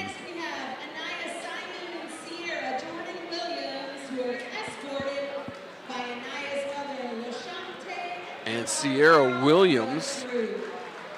She's also being escorted right now.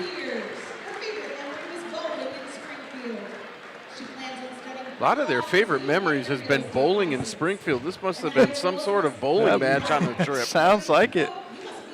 Little team bonding. All right. That's fantastic.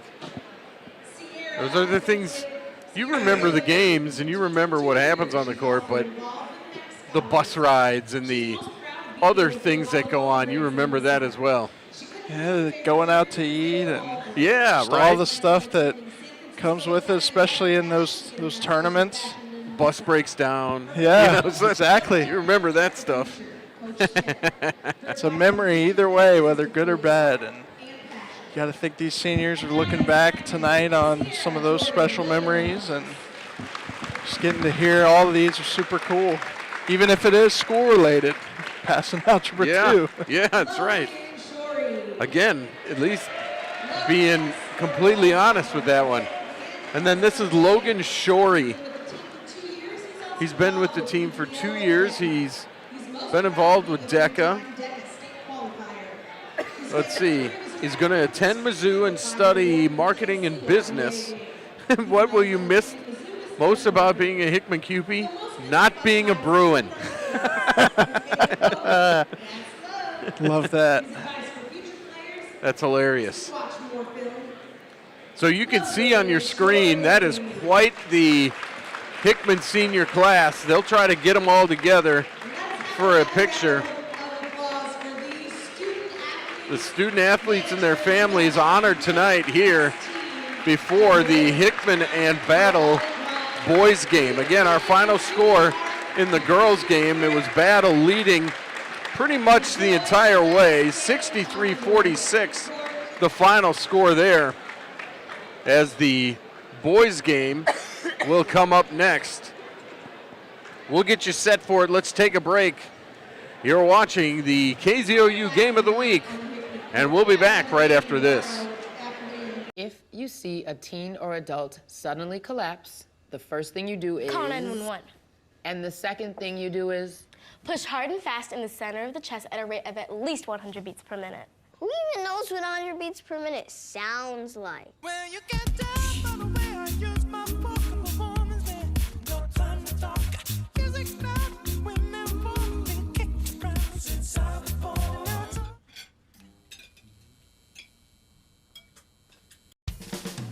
Come join the Jefferson City Chamber Network.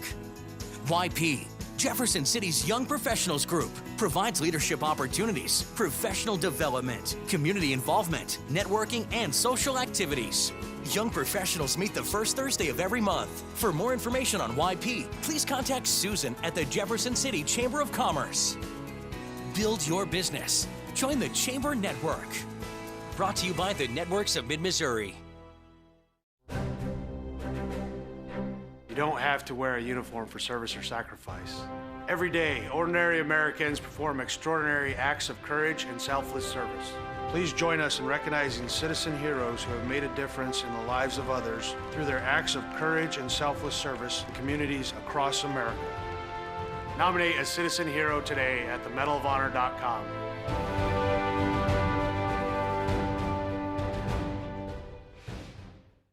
It's me, Artie. Come see what I collected from the Creative Galaxy in my idea box. Transform your world. Will you help me make art? Each one of our journeys keeps us. Before you throw it away, Hey, I have an idea.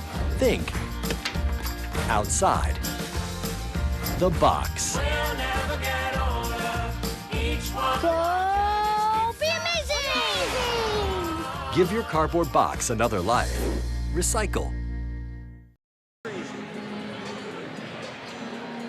Welcome back to Hickman High School as we get set for the boys game to come here between Hickman and Battle. We told you that it was a milestone for Coach Dustin Young. He became the winningest coach in Battle girls basketball history with the win tonight over Hickman. He's only been here 3 years, but he's already the winningest coach as the Battle girls took care of Hickman in our first game by the final score of 63-46. And that says something. You mentioned only 3 years being here.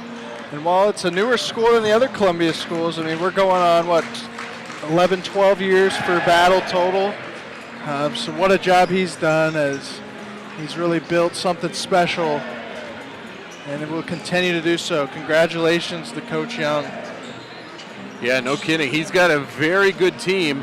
He's the one that you got to be careful of. I mean, I think his squad with the 4 quick guards and then the combination of Brookins and Clark inside, if they can stay out of foul trouble, they have the pieces, Micah, to make a run. And if they shoot half as well as they did tonight in the playoffs, I mean, they're going to win those games.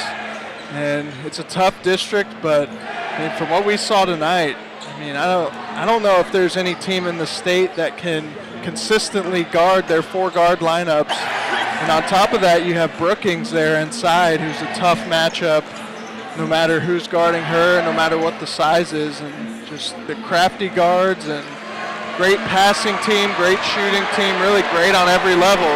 As we're starting to hear the crowd get into it, going into this one. Yeah, Battle again ranked number 2 in Class 6, and Hickman trying to sort of get things going. Now, the interesting thing about this matchup is in the boys' side, these teams are in the same district. Girls, they're not. The boys, both of these teams in Class 6, District 7, so they could see one another here in a couple of weeks again. Yeah. And really, I think it should be that way. You know, you can kind of claim a Columbia title if you beat your rival in the district, or if you finish further than the other teams from Columbia too. So I like that it's like that way in boys. And for girls, it's still a good district to be in, but you know, you just feel like it means more when everyone's in the same district, and you can maybe have more than just 1 or 2 games against each other every year. Battle comes in at 18-5. Hickman 17-6. Rockbridge also in this district, and the host team is Blue Springs South. They're 16-8. So those are your top 4 seeds. I would think Battle would be 1, but then 2, 3, and 4 are really going to be up for grabs, and you could argue you don't want to be 4 because you'll have to play Battle in the district semifinals. You'd take 2 and 3 just to see what can happen there. Yeah, that's right. And, you know, I always wonder if, you know, there's no coach that really would prefer to lose a game, but I think it's kind of one of those things where if you end up the 2 or 3 seed and as opposed to the 4, I mean, you obviously want to win to avoid the 4 spot. Yep. But if you end up in 3 as opposed to, you know, whatever else, you know, that could be a good thing as opposed to trying to maybe win a game to end up in the 4th spot.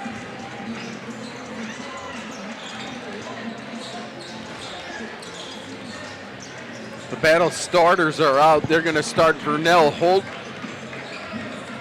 He's a junior guard, just electric, can score from anywhere and can dish from anywhere as well. Holt is a dynamic player. They'll start senior Tate McCubbin.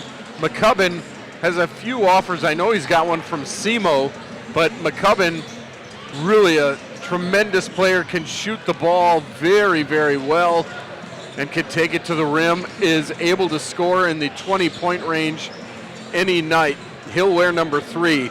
Brandon Rooks, a freshman guard, will get the start, as will Jack Putnam, a junior guard-forward combo, and Caden Lewis, a sophomore guard-forward combo wearing number 33. So that's the starting 5 for Battle. We have that in. We don't have the Hickman starters yet. But I just want to talk about McCubbin and Holt, 2 guys that really make Battle go. Yes, they do, and both can step out and shoot it. Both can penetrate. Both can pass. And, you know, especially McCubbin can really stroke it from outside. Vernell Holt is just an athletic monster, and we're going to see him flying around all over the court tonight. And both those guys are veterans. I think they each started as a sophomore, if I'm not mistaken, which is just valuable experience. And at this point in their careers, I mean, that's what really puts a team over the hump, is when you have those guys who are in their 2nd or 3rd year starting. And if you're Hickman, you got to rebound from that loss against Rockbridge, where they didn't play very well in the first half, and Rockbridge shot the ball tremendously. And then Rockbridge just kept them at arm's length the entire time, and Hickman never really threatened. Yeah, and that's just one of those where you know they circled these two back-to-back games on the schedule going into the season. Late in the season, late too, in the season, right. But you know they had that in the back of their mind throughout the season early on, and you get to it and you get blown out against your rival. And the question is, like you said, how are they going to respond to that? Because there's so much emotion tied into it. You know, it's one thing to go out there and execute the plan your coaches want, but it's another thing to combat the emotions that go into playing a rivalry game. And for Hickman to have the home court, I think, is going to be key for them in trying to upset Battle here tonight. But I just think, you know, coming off of a 16-point loss like that, it's almost like you want to play your next game as soon as possible sometimes. Yep, that's right. And I think you're right with that. It's just one of those times. It's like, let me get back out on the court, prove what we can do. Both teams still warming up. It'll be Battle in the navy uniforms trimmed in gold. Hickman will wear their home whites tonight under Cray Logan. Head coach for the Battle Spartans, Ben Pallardy. I haven't seen him. Oh, there he is, sitting down on the bench over there. Again, Battle ranked number 2 in the state, 18-5 on the season, coming off that loss to Oak Park. Oak Park had quite the trip up here. They lost to Father Tolton High School, and then the next day played Battle, played two of the better teams in the state. One in Class 6, and I think Tolton is Class 3, if I'm not mistaken. I think so.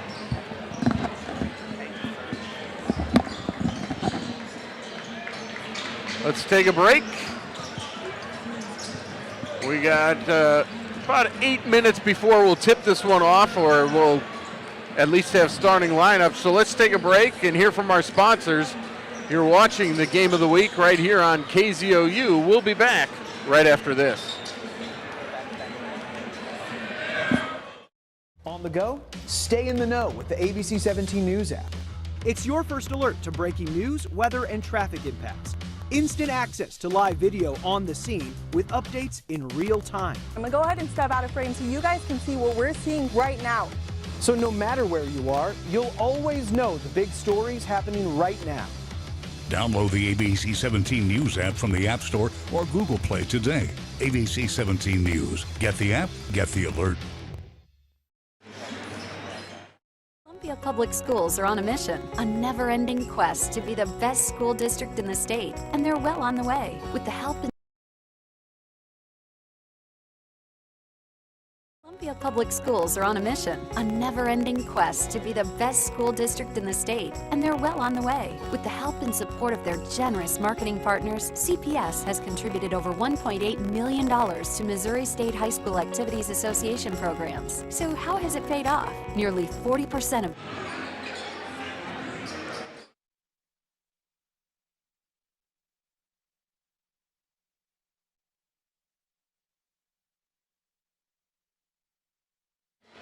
Back here at Hickman High School, want to thank David Egan, the athletic director for Columbia Public Schools. I also saw Sheila Kausler here. She does a lot of hard work for us, and we thank both of them for making this possible. Thank Curtis Barnes as well at the Networks of Mid-Missouri to be able to bring you this broadcast right here on KZOU.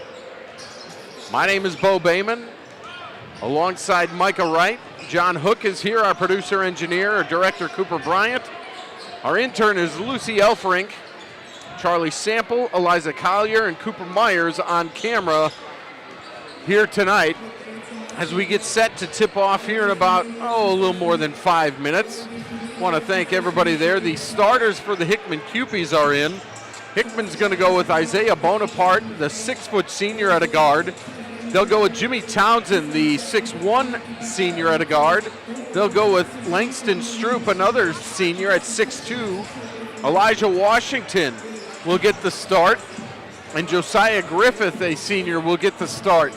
So no Brock Camp to start this game. The only junior starting the game is Elijah Washington, as he will start, and it looks like Hickman's going to go kind of smaller, as Camp is 6'7", but the starting lineup is going to be, you're looking at 6 foot, 6'1", 6'2", 6'3", and then Griffith is 6'1" as well. So we'll see what happens, but a smaller starting lineup for Cray Logan as he gets set to try to win this crosstown rivalry. That's interesting to me, isn't it to you? That's very interesting to go against Brock Camp and to start your small lineup, as Brock Camp at 6'7" is just a matchup nightmare and could take up 2 defenders really most of the game. And maybe it's kind of just trying to ease him into this one. But that really is puzzling, to be quite honest, as dominant of an offensive nightmare that Camp can be at times. It'll be interesting just because, Tate McCubbin is one of the taller players on Battle, but he's kind of a guard-forward combo, so maybe they're just trying to keep some smaller position players out there just because they want to be able to run with Battle. Yeah, and I would think it's defensively more than anything, having more guard defenders out there, because, while Camp may be dominant offensively, he can get kind of susceptible to give up some points defensively if he's got to guard a smaller guy and be on the perimeter more. So on that end, it would make sense to go against that and maybe use him where he can guard one of their big guys, which they're obviously not comfortable with to start the game. Again, Hickman comes into the game 17-6, Battle 18-5. Rockbridge also in the mix there at 16-6. Rockbridge beat Hickman earlier this week, and Battle beat Rockbridge earlier this year. I know that as well. So Battle with a win tonight could claim the city championship, if you will. It should be a heck of a ball game. And we'll bring it to you next as we get closer to starting lineups. Let's take a 2-minute break. You're watching the KZOU Game of the Week. We'll be right back. Making just one connection during recovery from mental and substance use disorders can put the strength of family and community behind you. We're all connected, offering encouragement, support, and hope. Join the Voices for Recovery. Strengthen families and communities. For confidential information on mental and substance use disorders, including prevention and treatment referrals for you or someone you know, call 1-800-662-HEALTH. Brought to you by the U.S. Department of Health and Human Services.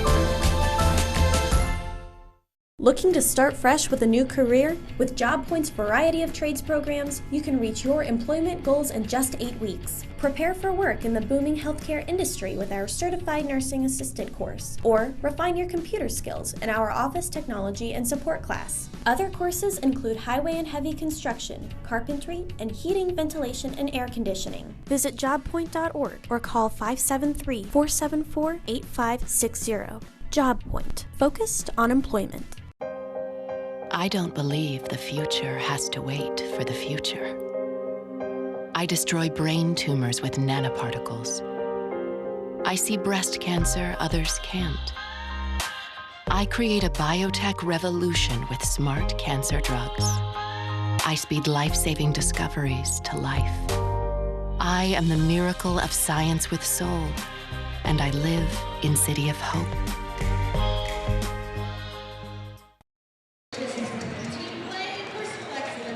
Welcome back, everybody. This is the KZOU Game of the Week. We got a double dip for you. The girls' game between Battle and Hickman went to Battle by the final score of 63-46. And now the boys' turn is coming up, but just was informed of something. We like to promote all athletes and CPS athletes. How about Macy Hansen, a swimmer from Battle, has set a state record in the 500-yard freestyle in 4 minutes, 50 seconds, .71. Wow. A state record for Macy Hansen. Congratulations to her as she sets not just a record, not just a school record, a state record. So congratulations to her. We're under a minute before they start doing announcements here at Hickman High School. We've given you the starting lineups, but we'll give them to you again. Along with this great game here, Battle will be in the road navy, dark navy uniforms.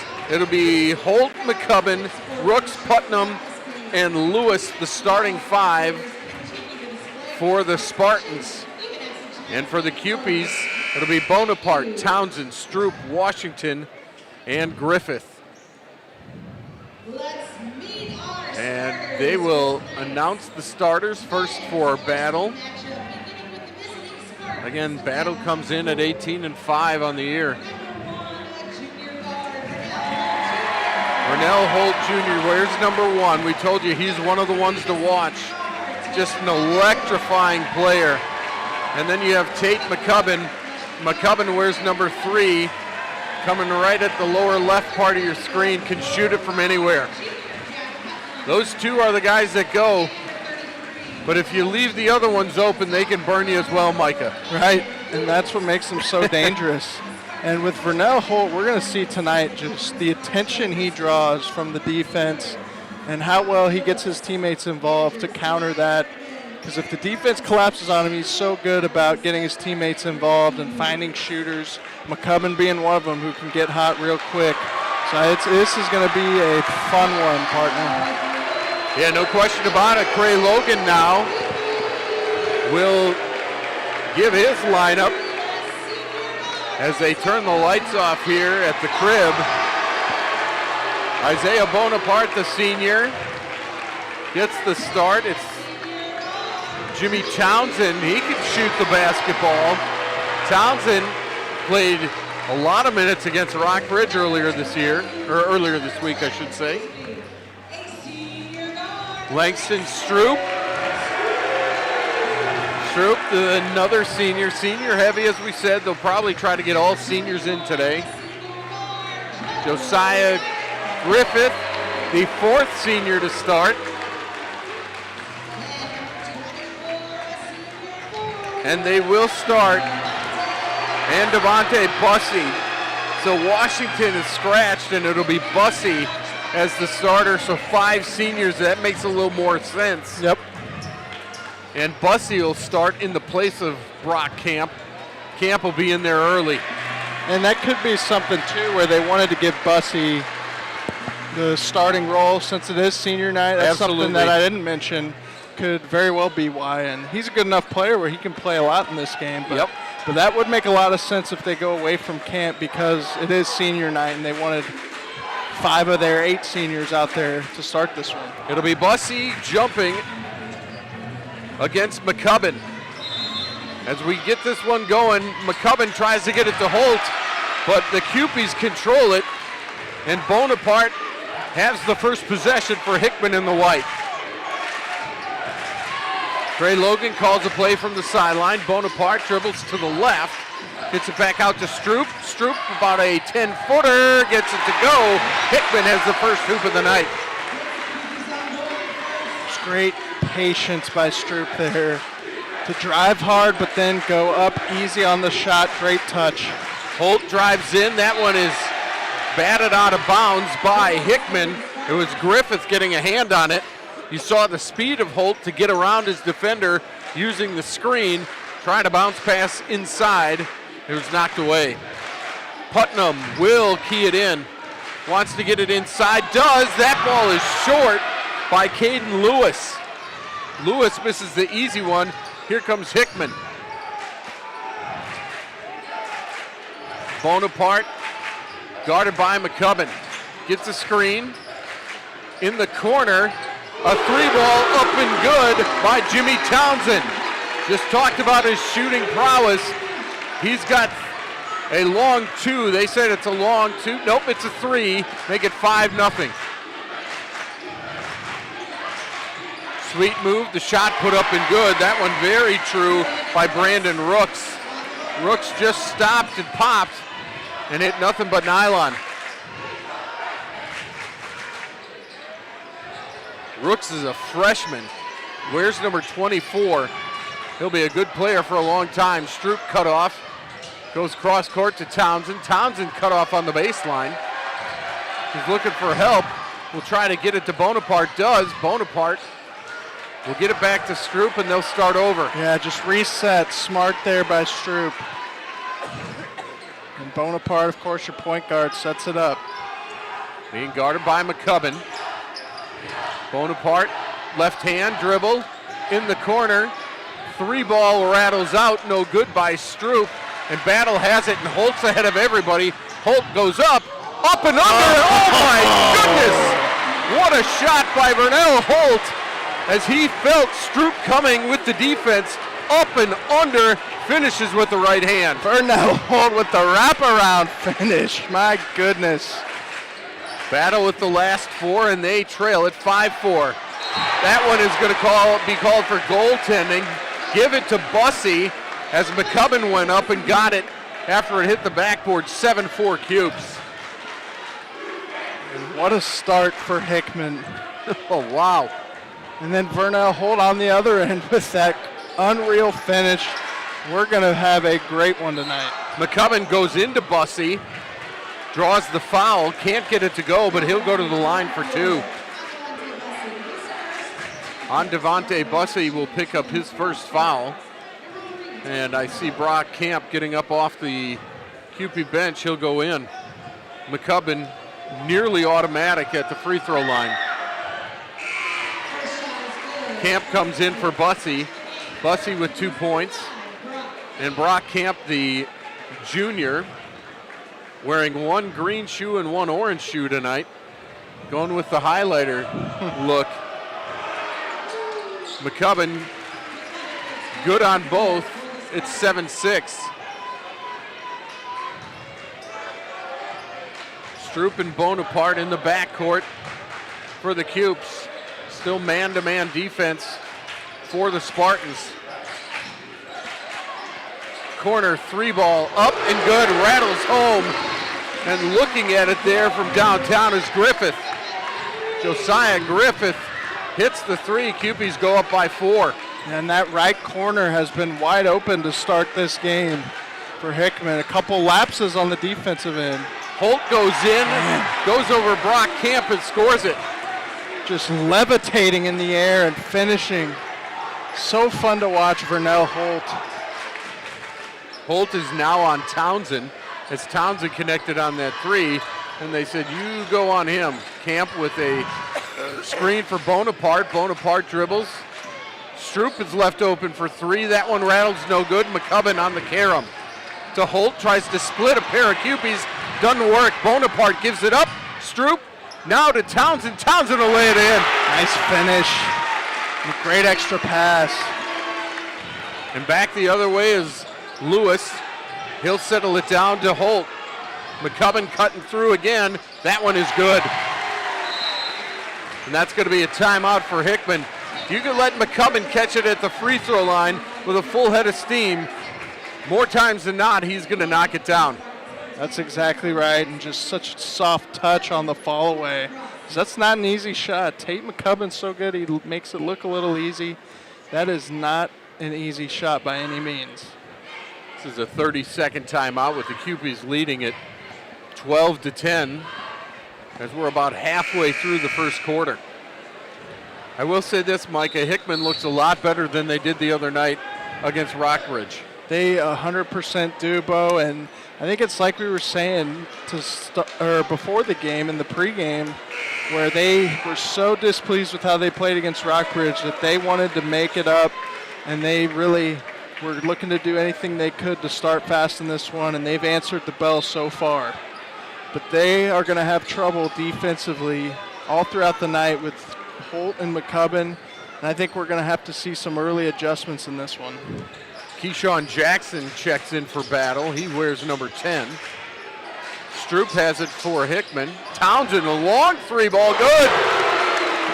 Townsend from downtown, and he's got 8. Yeah, 2 quick threes from Townsend, quick release, and you got to mark the shooters if you're Battle. Townsend is their best shooter. Makes them pay here early. Jackson drives, blocked by Camp. Camp came along the baseline, stood tall, and the Cupies are running. In the corner, it's Griffith, 3 ball, rattles no good, but Camp is there to fly in and the one-handed tip-in. What a tip-in by Brock Camp there is now just a cheap foul. That'll be on Griffith. Brock Camp on both ends, gets the block rebound, and then runs the distance to finish the job offensively with the offensive rebound. Tyler Putnam checks in for Battle.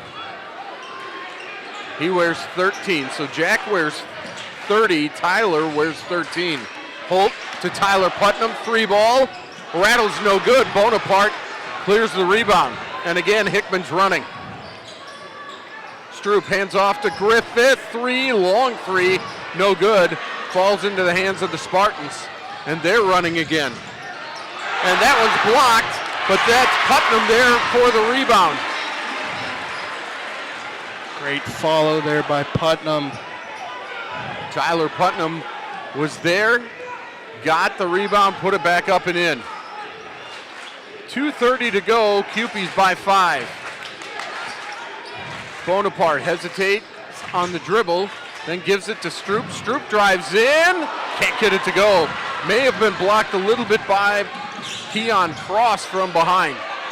Cross picks up his dribble, Stroop takes it away, hits it ahead. Bonaparte stops, Townsend, 3 ball, short. And here comes Holt. Holt spin move around Bonaparte, straight to the rack, and can't get it to go. McCubbin, or I should say, that's Putnam. He's fouled underneath. Oh my goodness, for now Holt. Didn't get that one to go, but I mean the degree of difficulty just to get that shot off in traffic, and it almost went down. Already 2 acrobatic layups in this one, but creates the shot that then creates the foul. Foul was on Bonaparte. They're left alone and missing it. The easy one is Cross. And that one hurts. Yeah, Camp has the rebound. Checking in is Adam Calvert, the senior. Calvert with the ball, gives it to Camp. Hands off, nope, fakes the handoff to Griffith. Camp spin move, fouled, and he'll count the basket. What a move there by Brock Camp. Just tremendous footwork by the big fella. 6'7", has the ball just inside the 3 line and then takes 1 dribble. That's all he needed to free up space with the spin, soft finish. What a move from Brock Camp. Foul was on Tyler Putnam. That's his first. Camp goes to the free throw line.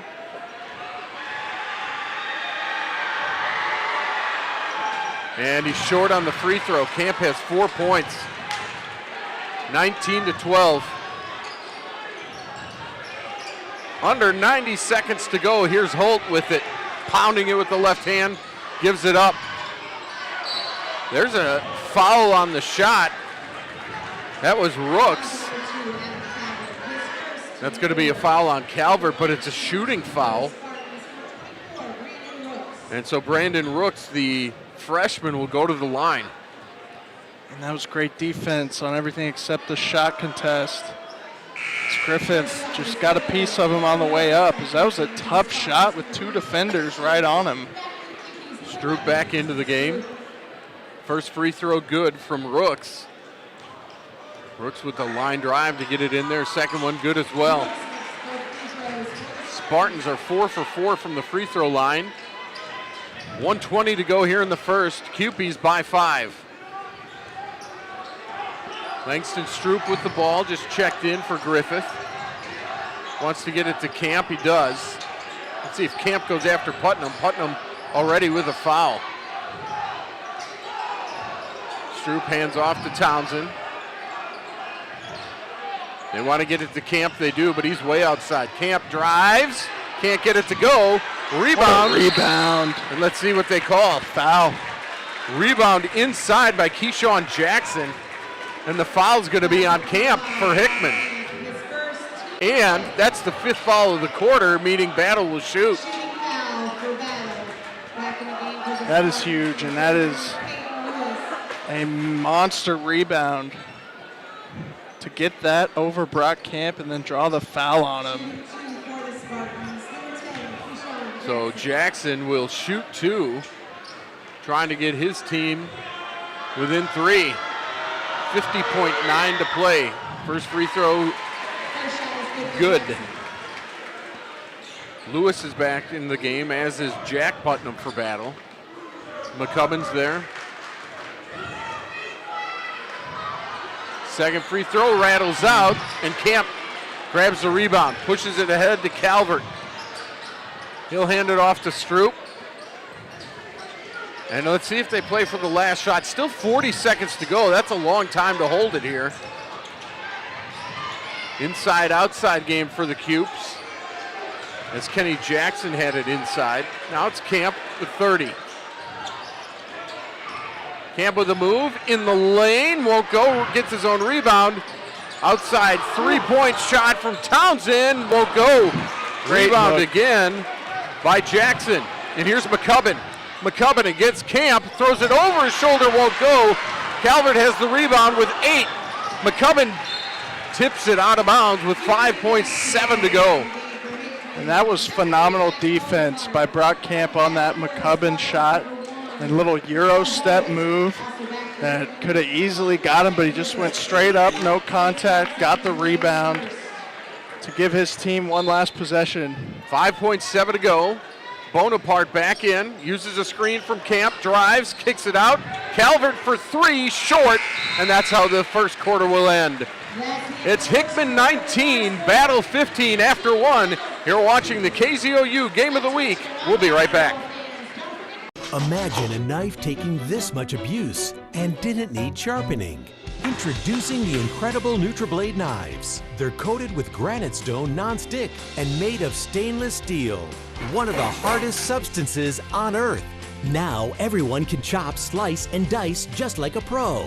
The Easy Grip rubberized handles deliver incredible control and accuracy to chop salads in seconds and cut frozen solid meat with ease and get razor-thin slices every time. The non-stick surface means food slides right off and they're dishwasher safe. Plus, they'll stay razor sharp guaranteed. A complete set of chef knives can cost you hundreds, but today you can get this professional 6-piece set of NutriBlades for just $29.95. Order right now and we'll even ship them to you free. Now get your own NutriBlade knives from Granite Stone. The last knives you'll ever buy. Call 1-800-992-4521 or go to buyNutriBlade.com. All the nonsense. I'm right. You may be right, but you're not smart. Meets no nonsense. I'm not here to argue. I'm here to rule. Judge Judy. I always have the last word. Weekdays at 4 on ABC 17 KMIZ.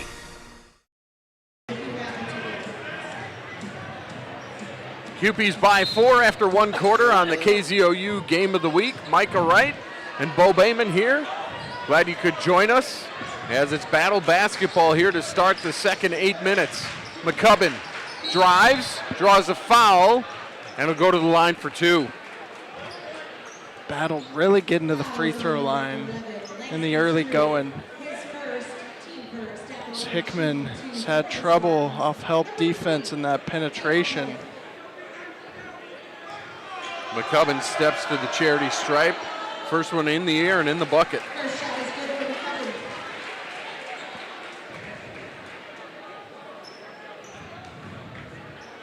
He'll get a second to try to get this one closer. Second one good as well. And it's now 19-17. It's already 7 of 8 from the line for Battle. Bonaparte has it for Hickman. Stops, pops a 3, and hits nothing but net. What a shot by Isaiah Bonaparte. A little stare down too after he hit it. Holt will give it up to McCubbin, get it right back. Drives in the paint, that one a little strong, and Bussey's got the rebound. Here comes Hickman again. Battle back on defense, however. Bonaparte has it. He's out there with Calvert, Stroop, Bussey. Great pass. And Griffith. Great pass inside to Bussey. He's got 4. 24-17, Hickman. Such a great wraparound bounce pass there by Bonaparte, the point guard and the leader there, setting up his teammate. Lewis on the miss there. Caden Lewis can't get it to go, and it's poked out of bounds. And it'll go back to the Cupies. Lewis will check out, and back into the game is Keyshawn Jackson, the junior guard, who played well in his minutes in the first. Cupies a quick little 5-0 spurt here. And now you see Craig Logan saying, spread it out. Let's see what they do here. Stroop drives, puts it up and in. Langston Stroop, his second bucket. He's got 4, and the Cupies lead it by 9. And that was another tough finish by Hickman. They're getting to the rim at will, and they're finishing tough shots. With another foul here. That's going to be the second on Bonaparte. Yeah, Bonaparte has been the main defender on Vernell Holt. Holt, with that quick first step, got around him there. He's just so explosive off the dribble. Don't know which way he's going to go, and you got to be careful picking up those fouls as he just blows right by you. Holt now guarded by Kenny Jackson, who checked in. Great Great pass. Oh, what an unbelievable block by Bussey. Here comes Hickman. Griffith controls things, gives it back to Stroop. I mean, this is high-level basketball. Jackson looked like he had a layup there, and out of nowhere, Devontae Bussey comes in and blocks it. Inside Jackson, he turns and scores. Kenny Jackson with his first 2, and the Cupie lead is 28-17. You think they weren't trying to play better than they did against Rockbridge? I mean, what a perfect start for Hickman, but another foul. Holt stops and pops, and that's going to be on Griffith. That'll be his second. Team third here on the Cupies. Remember, you get to 5 fouls now in a quarter, and the other team shoots 2. There's still 5:28 to go, and this is a shooting foul for Holt. And already 8 of 9 now after that free throw as a team is battle from the line. A great free throw shooting team. Down early, if they're able to continue to get to the line, which all they need to do is draw a couple more fouls, and they're there after every foul this quarter. I mean, that's going to help limit the damage as they're down 11. Made the first. Will knock down the second, will Holt. Keon Cross checks back in for battle. Now into the game for Hickman is Diego Romero Perez, the senior. Townsend is back in. Stroop is in, Camp is in, Bussey's in. Bussey with a great catch from Camp. He'll go up, and it's a little strong, goes over the rim, and here comes Holt.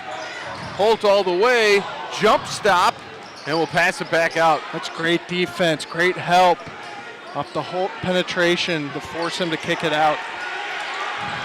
Rooks for 3, rattles no, Camp is there to clean the glass. It's his 6th rebound already off the bench. And Stroop will bring it up, 4:44 to go before halftime. Camp has it, high over his head, makes a move on McCubbin, wants somebody to cut, finally somebody does, and they go back to Camp. Camp's going right at McCubbin, can't get it to go, he'll get the rebound, and he'll score. Not much Tate McCubbin can do without fouling there. Not at all, and they got the switch they wanted, and Brock Camp went to work as a timeout. Let's take a break. Hickman 30, Battle 19, 4:17 to go. This is the KZOU Game of the Week. the go, stay in the know with the ABC 17 News app. It's your first alert to breaking news, weather, and traffic impacts. Instant access to live video on the scene with updates in real time. I'm gonna go ahead and step out of frame so you guys can see what we're seeing right now. So no matter where you are, you'll always know the big stories happening right now. Download the ABC 17 News app from the App Store or Google Play today. ABC 17 News. Get the app, get the alert. Back here at Hickman High School, 4:17 to go before the break. And it's Hickman leading the second-ranked Battle Spartans 30-19. So far for Hickman, they've had a big night on a couple of their players, namely Brock Camp with 8 points, and also Jimmy Townsend with 8 to lead the way. And Camp bringing that spark off the bench. We knew he wasn't going to be on the bench very long, as we were kind of wondering why he started off on the bench, but nevertheless he comes in, makes a huge impact right away. He's got 8 points, and already with 7 rebounds, 3 of which on the offensive glass. He has been what sparked this Hickman team to be up double digits already in the second quarter. It'll be Battle basketball as we resume action here. Holt gives it up, and Keon Cross comes across the timeline. Now it's Holt to McCubbin. McCubbin stops, wants to get it down low. He does to Putnam. Putnam is blocked by Brock Camp. A clean block by the junior at 6'7". His second block of the night as well. I mean, that's just not a high quality shot for Putnam against a 6'7" defender. Camp now has it, wants to go to work, does spin move, offensive foul. Offensive foul as Tyler Putnam draws the charge on Camp. That'll be Camp's second.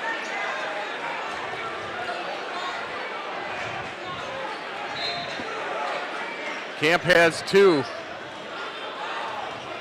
With 3:30 to go here in the first half. Mark that one down. And there's 3 players already with 2 fouls as well. Holt to McCubbin. McCubbin stops, pops. That one won't go. Bussey with the rebound. It's batted away. Townsend will pick it up. And here comes Stroop. He'll get across. And the Cupies go to work. Trying to go to Camp underneath. And out ahead of everybody is Jackson. And Jackson will lay it in with the left hand. Keyshawn Jackson with 2 easy ones. And it's back within single digits at 30-21. Stroop wanted to go with the give and go to Camp. Now Stroop, double teamed, has to get it out to Camp. Camp goes back to work, the layup, good. Pretty. Tyler Putnam sort of backed off on his defense, allowing Camp to go straight at him and count the bucket. Camp with 10, he's in double figures. Holt is fouled way out top by Diego Romero Perez, and that's the 4th foul on the Cupies. I think that was planned though. Yeah. Coach Logan wanted him to get Camp out of the game. Well, and I think he wanted Romero Perez out of the game too and told him to foul. But that already with 5, I mean, that being your 5th foul, that's tough to get that up and give him free throws.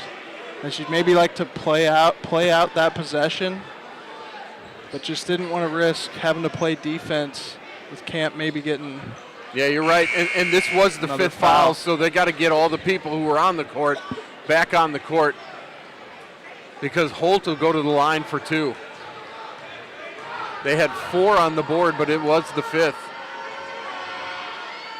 That one good for Holt. Now everybody will check in. And I do understand why they're doing that, but just to have that be your 5th foul and give away free points, because Battle's not missing from the line. No, that's right. I think that, kind of like me, they forgot about the Camp offensive foul counting as their 4th foul. Holt's next one a little short, rebounded by Bussey. Bussey and Jackson both there for it. Kenny Jackson took his hands off and let Devontae Bussey get the carom. 2:25 to go here in the first half. 10-point lead for Hickman. It's Stroop driving in. Lewis looked like he had the block, but there's a foul called, and it's on Lewis. That had to have been a clean block, Bo. I don't know how he got him with the body there, because that was the foul call. Stroop pushes the envelope and earns 2. Just the second team foul on Battle. Unless we couldn't see it. And that was a clean block up top for sure, so if anything, he maybe got him slightly on the body. Stroop makes the first. And now Stroop makes the second. And it's a 12-point CUPE advantage, and Hickman going to put on a little full court pressure. They back off as they get it to Holt as we approach 2 minutes to go before half. Lewis, McCubbin, Rooks, good pass to Holt. Holt's there, easy lay-in for 2. And that ball movement there created that, and then Holt with the cut. A great job by Rooks to find him. The freshman Rooks given some great minutes in this one. It's rare to see a freshman playing this well against such a good team. Stroop trying to go inside to Kenny Jackson does. Jackson gets Holt in the air.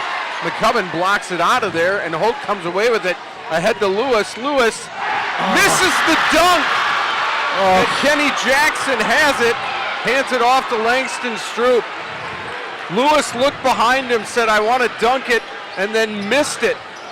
And that's going to drive his head coach crazy. Yep, that I was just going to say, that's one that drives a coach nuts, because it's an easy fast break finish, and it's right there in front of you. You can't jam it home, and you're already down 10 points. Yeah, that was an easy 2 that you just gave away. Mario Ashford with the foul there, just the third team foul. Stroop trying to get it in, he will. To Calvert, Calvert drives, left hand, and a nice finger roll. Here comes Battle the other way. Holt quickly down the floor, no good the first time, but he gets his own and puts it up and in. And for Battle to calm the storm, Vernell Holt's going to be the driving force for them. Both driving to the basket and taking some outside shots. Haven't seen him shoot yet from beyond the arc. Stroop, spin move, and he'll get it to go. Langston Stroop with 8 points. 35 seconds to go. CUPEs extend their advantage back to 12. Here comes Holt around a McCubbin screen. In the lane. Gosh, he did it again. Missed the first, got the second. And Stroop, I know, is going to hold it now for the final shot. 10-point advantage. 13 to play. Stroop picks up his dribble, gets it to Jackson, gets it back, thought about a 3. Now drives, stops, pops, no good. Lewis loses the rebound, but that's the way the first half ends. And the Hickman CUPEs are going to go into the break with a 38-28 advantage. And Micah Hickman's been very, very tenacious, especially on offense. Just really, really impressive. And offensively, they've hit 4 threes, but most importantly, they're driving to the rim, and Brockcamp brought that spark for him to get him going offensively. Because Battle was hitting shots early on, and it was really even to start, but once Brockcamp got in there and started scoring at will for him, it really opened things up. We'll take a break. We're at halftime of the boys' game. It's Hickman 38, Battle 28. You're watching the KZOU Game of the Week. Hi, I'm Charlie Sticklin. And I'm Sarah Sticklin McDonald with the Sticklin & Sticklin Law Firm. And I'm Mizzou Basketball's Nick Arner. From my court to our court. Trust in a winning team. At Sticklin & Sticklin, all we do is personal injury.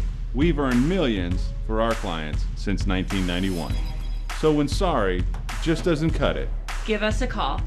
Sticklin & Sticklin, it's a slam dunk. 1851 Underground Tap and Grill offers historical architecture, great food, and an unforgettable experience. It's a great place for specialty burgers, and be sure to try the Fire and Ice Chicken. We love to bring our clients for half-price appetizers. connection. Great food, great location, great service. What more could you want? Come see for yourself. Why we say, Where good friends, great food, and excellent service come together. The average cost of hearing aids is nearly $5,000, but now you can buy a full pair of rechargeable, wireless, nearly invisible, easy to use, and comfortable hearing devices for only $99, but only from Audient. It's easy to use. They're small. A pair of $99 Audient Atoms can be sold over the phone without having to see a doctor or audiologist. Call to order. 1-800-367-0217.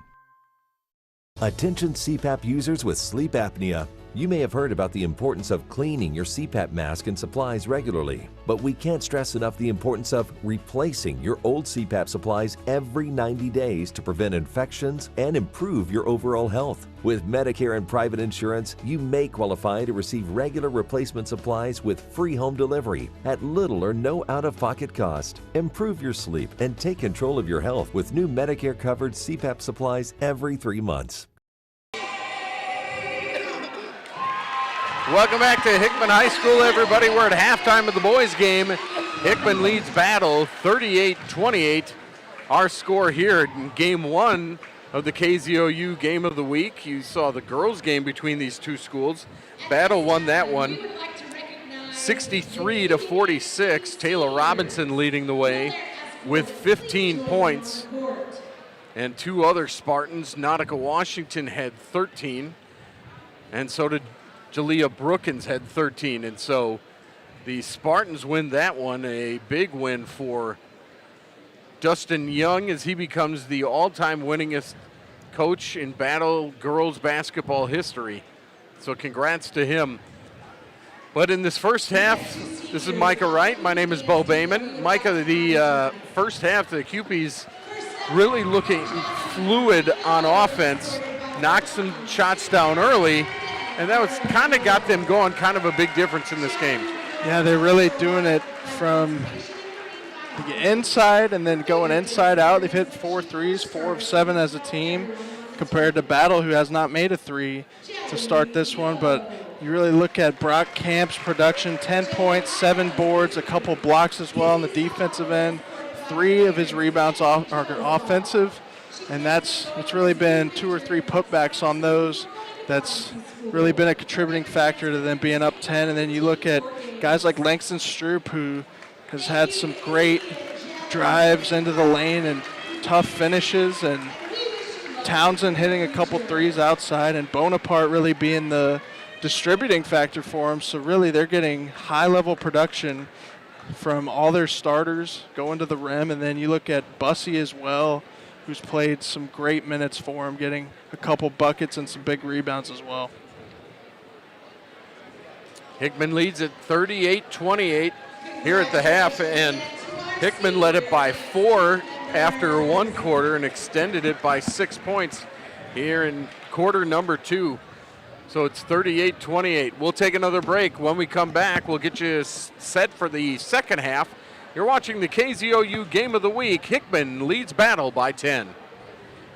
Stay tuned to get a free automatic toilet bowl cleaner from Mermaid. Your sink stopper's broken, and fixing a drain is a pain. Introducing Mermaid Drain Magic, the instant solution to most broken drains. Just remove and replace. In seconds, you can fill and drain with a simple press of a button. Drain Magic makes replacing your old, broken, rusty, even missing sink stoppers fast and easy. Drain Magic's anti-clogging basket helps prevent clogs in your sink, catching hair, food, even jewelry. Made with brass and chrome and a silicone gasket, it creates a watertight seal. Order your Mermaid Drain Magic today for only $19.99 and get a Mermaid toilet bowl cleaner absolutely free. Drop it in the tank for up to 3 months of cleaning. But wait, this could be your last chance to get Drain Magic at this low price with free toilet bowl cleaner. There's a strict limit of 3, so order now. Call 1-800-621-4785 or visit GetDrainMagic.com. So call 1-800-621-4785 or visit GetDrainMagic.com. Order now.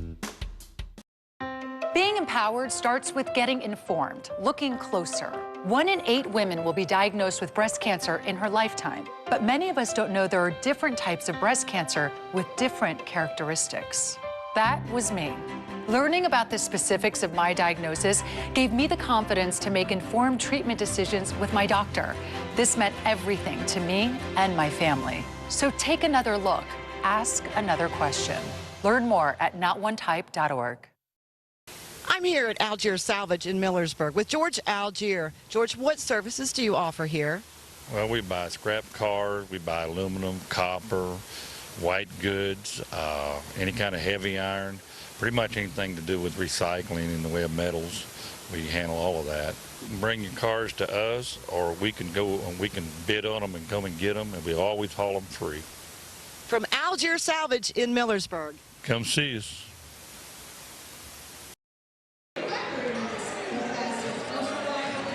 Welcome back to the crib here at Hickman High School. Hickman leads Battle 38-28 on the boys' side. Hickman doing a nice job against Tate McCubbin, the senior guard of Battle.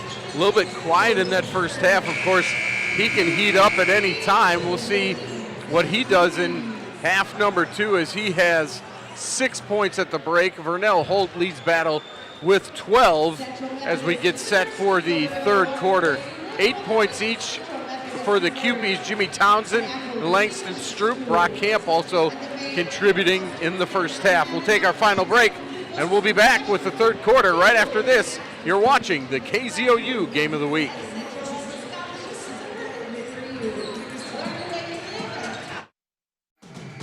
Bowling Electric on Old North 5 in Camdenton.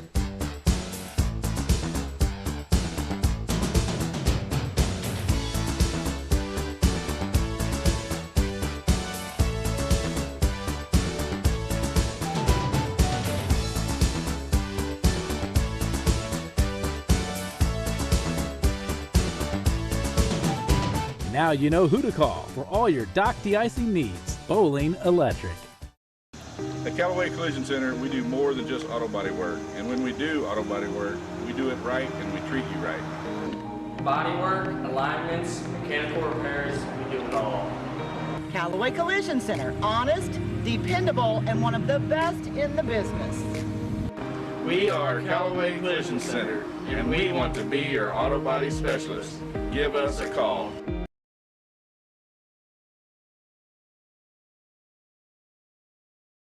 The average cost of hearing aids is nearly $5,000, but now you can buy a full pair of rechargeable, wireless, nearly invisible, easy to use, and comfortable hearing devices for only $99, but only from Audient.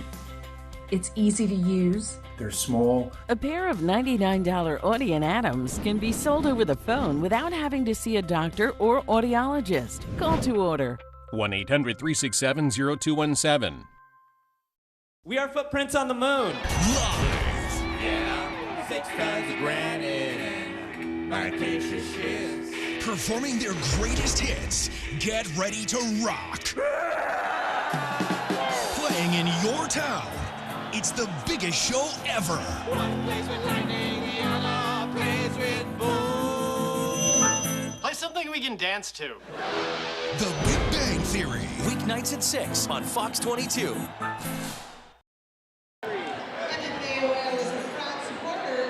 Welcome back to the KZOU Game of the Week. My name is Bo Bayman, joined by Micah Wright here on the broadcast. Want to thank Curtis Barnes. Want to thank John Hook, our producer engineer, Cooper Bryant, our director, Lucy Elfrink, our intern, Charlie Sample, Eliza Collier, Cooper Myers, all on camera. As we get set for quarter number 3, Hickman leading Battle 38-28, and Hickman in white with the basketball to start quarter number 3. Bussey has the ball. He goes to work on McCubbin, drives down low, puts it up. McCubbin with the block, and Putnam comes down with it. Jack Putnam grabs that one. Here comes Vernell Holt. He's there, can't finish, and Townsend grabs the rebound. Boy, that might be the most open Holt all night, and that's the one he couldn't finish. Yeah, it was great getting down the floor quick, and as athletic as he is, sometimes it's a little too much and a little too fancy. It's really made that layup harder than it needed to be. Griffith with a pump fake, and he's fouled on his way to the basket by Brandon Rooks. So Griffith will go to the line on senior night. Griffith with 3 points tonight. He'll have 2 at the line. First one is good. And immediately Brock Camp comes into the game. Don't forget Brock Camp with 2 fouls. That's right. Griffith with 2 fouls as well. Yep, and Bonaparte as well with 2. I mean, if any of them pick up a quick third in this third quarter, and you've got to think they're going to be taken out of this game. Yeah, that's right. Holt has it now. His team down a dozen. And this is when those early misses, those layups and dunks start to add up as you're down 12. Rooks, oh, nice dribble between his legs, and he'll put it off the glass and in. And the freshman looks phenomenal there. Brandon Rooks sure is talented. And showing off the handles there. And then off the left side, tough angle, and just a great finish. Bonaparte for 3 is strong, rebounded by Lewis. And here comes Rooks. He wanted to give it to Holt, couldn't. And McCubbin calling for it on the wing. Oh, boy. And another missed dunk, this time by Jack Putnam. He wanted the one-handed thunder and missed it. Cupies have the ball again. And that's 4 or 5 of those easy dunks or layups that they've missed on. Stroop is underneath, but he's cut off. Camp spins. Bonaparte wants a screen. Oh, he doesn't use it. And what a move, slicing to the basket. He'll hang and score. He's got 5. Sometimes it's a useful screen if you don't use it. Right there, right. Bonaparte going away from the screen, faking out the defense. Great take for the easy finish. Rook stops, pops, can't get it to go. Great rebound by Lewis. He'll get it to Holt. Holt dribbles inside, gives it to Lewis. Oh. He's short on the bunny, and Camp has it. And now Hickman's running. And Lewis now 0 for 4 in this game. All 4 shots have been right there. Griffith misses the jumper. And we go back the other way. It's Putnam handing it to Lewis against Camp. You can see they want to go inside against Camp and try to pick up his 3rd. Lewis will get it back to Holt. And that's if they're able to penetrate and get a foul call as McCubbin finally gets open for one, misses it, and Camp is there for a rebound. They've been working hard to get Tate McCubbin open off a screen. He was and missed his opportunity. 3 minutes in to quarter number 3. And I think that's just his first 3-point attempt of the night.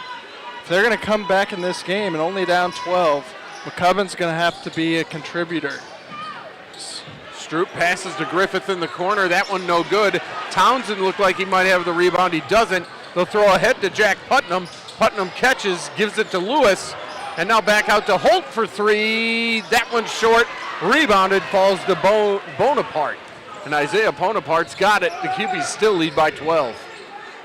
Another open look not falling there is Vernell Holt. It's wide open from downtown. Camp drives in. Good defense there by Jack Putnam. And Lewis grabs the rebound off the errant shot. Again, battle with the chance to cut into this lead. Rooks tees a 3. No good, but McCubbin is fouled underneath. I think that's on Griffith. It is. It'll be his 3rd. And that's big right there. Just the first team foul here as we've played nearly half the quarter. And so McCubbin will take the ball out of bounds underneath the basket. McCubbin, let's see, was that an illegal screen? Nope, they're going to call it on Hickman. That'll be on Jackson. Kenny Jackson. They got a push on Kenny Jackson as he was trying to get out there to contest McCubbin. And that may not be that bad of a foul considering McCubbin would have had an open 3. That's just his first. Now an open 3 in the corner from Holt, and Holt knocks it down, and it's 42-33. And that's massive. If Holt gets hot from deep, this lead will shrink quickly. It's already so tough to guard him off the dribble. If you're going to have to go out to the 3-point line, it's going to be even tougher to guard him. Bonaparte short on a shot. McCubbin has the rebound ahead to Rooks. Rooks dribbles in, wants to give it up, he does.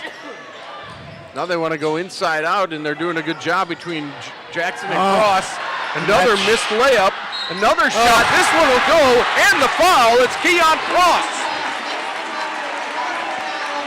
Great job by Cross on the offensive glass, and I thought Brock Camp got him with the body on the previous lay-in, and he avoids his third foul, but then Bonaparte, your starting point guard, picks up his third off the unable to bring in the rebound.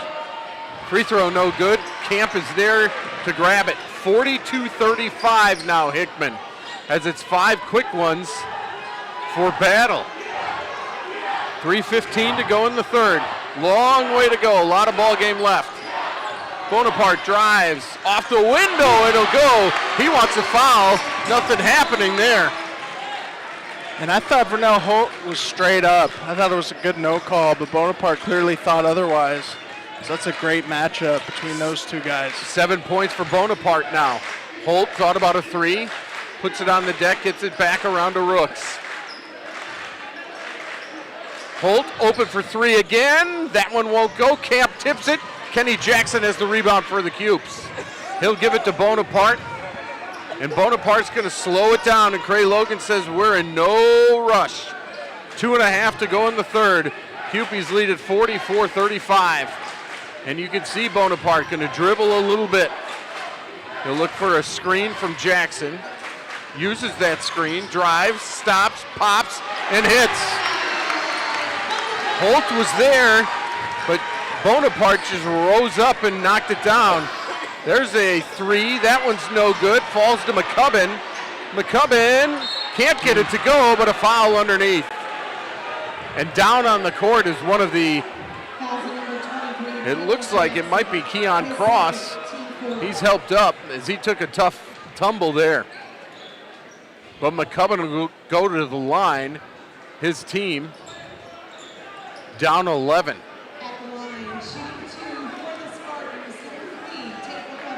Tate McCubbin at the line, 2:03 to go in the third. That one rolls home, shooter's bounce. 5 of 5 from the line. That's where he's done his damage tonight. So he's got 7 points, but 5 of which coming from the free throw line. Second one rattles out, no good, and Kenny Jackson is there for the rebound. Now 2 minutes to go, and again, Langston Stroop will walk it up, and the Cupies will take their time. Stroop with a nice crossover. Now gets it to Jackson, tees a three. That one too strong, and the rebound falls to Rooks after it went to Keyshawn Jackson. There's a foul underneath. That's going to be on Jackson again.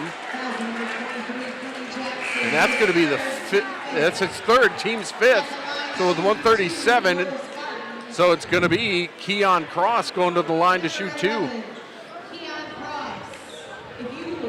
And if you're Battle, this is what you want. You want no time coming off the clock and putting points on the board. And this really has been their best offense. I mean, outside of Vernell Holt taking it inside, they're getting to the free throw line at will in this one. So they've gotten in the bonus each of the first 3 quarters. Adam Calvert comes back in, the 6'3" senior. He's back in as Jackson took a seat. Second free throw looks a lot better. It's good. It's 46-38 as we approach 90 seconds to play here in the third. Isaiah Bonaparte with the basketball, wants to go inside to Camp. Camp guarded by McCubbin. Camp going to work, left-handed dribble. No foul called. Camp tries to get it out, but Holt intercepts it. Holt the pass, and the easy bucket for Cross. Make it Jackson. Jackson scores it, and it's a 6-point game. And Vernell Holt, the spin move and the dish for the finish for Cross. What a pass there on the break. 1 minute to go in the third. And there's a foul underneath. That'll go against Keyshawn Jackson.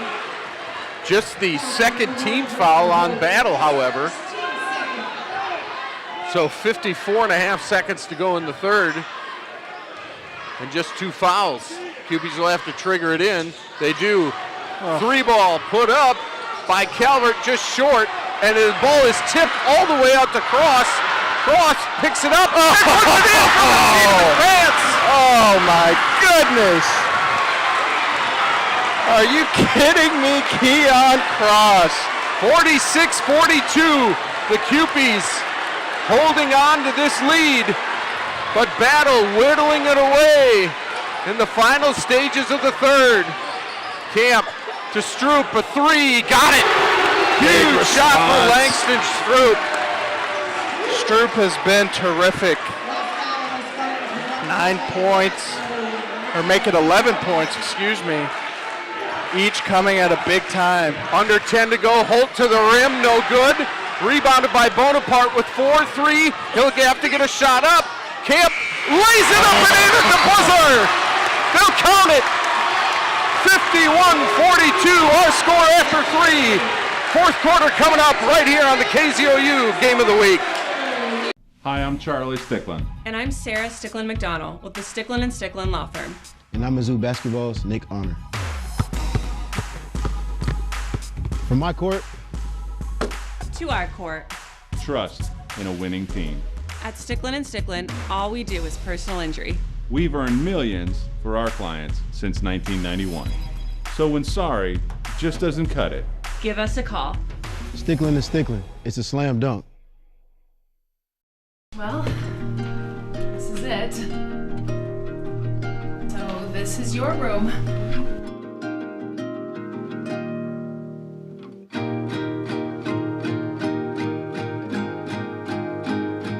I love my new room. We just put up all my new paintings, and I even have an easel. Oh, and this is my mom. Central Missouri Foster Care and Adoption Association, where families grow.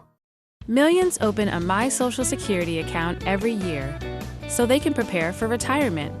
Social Security, securing today and tomorrow.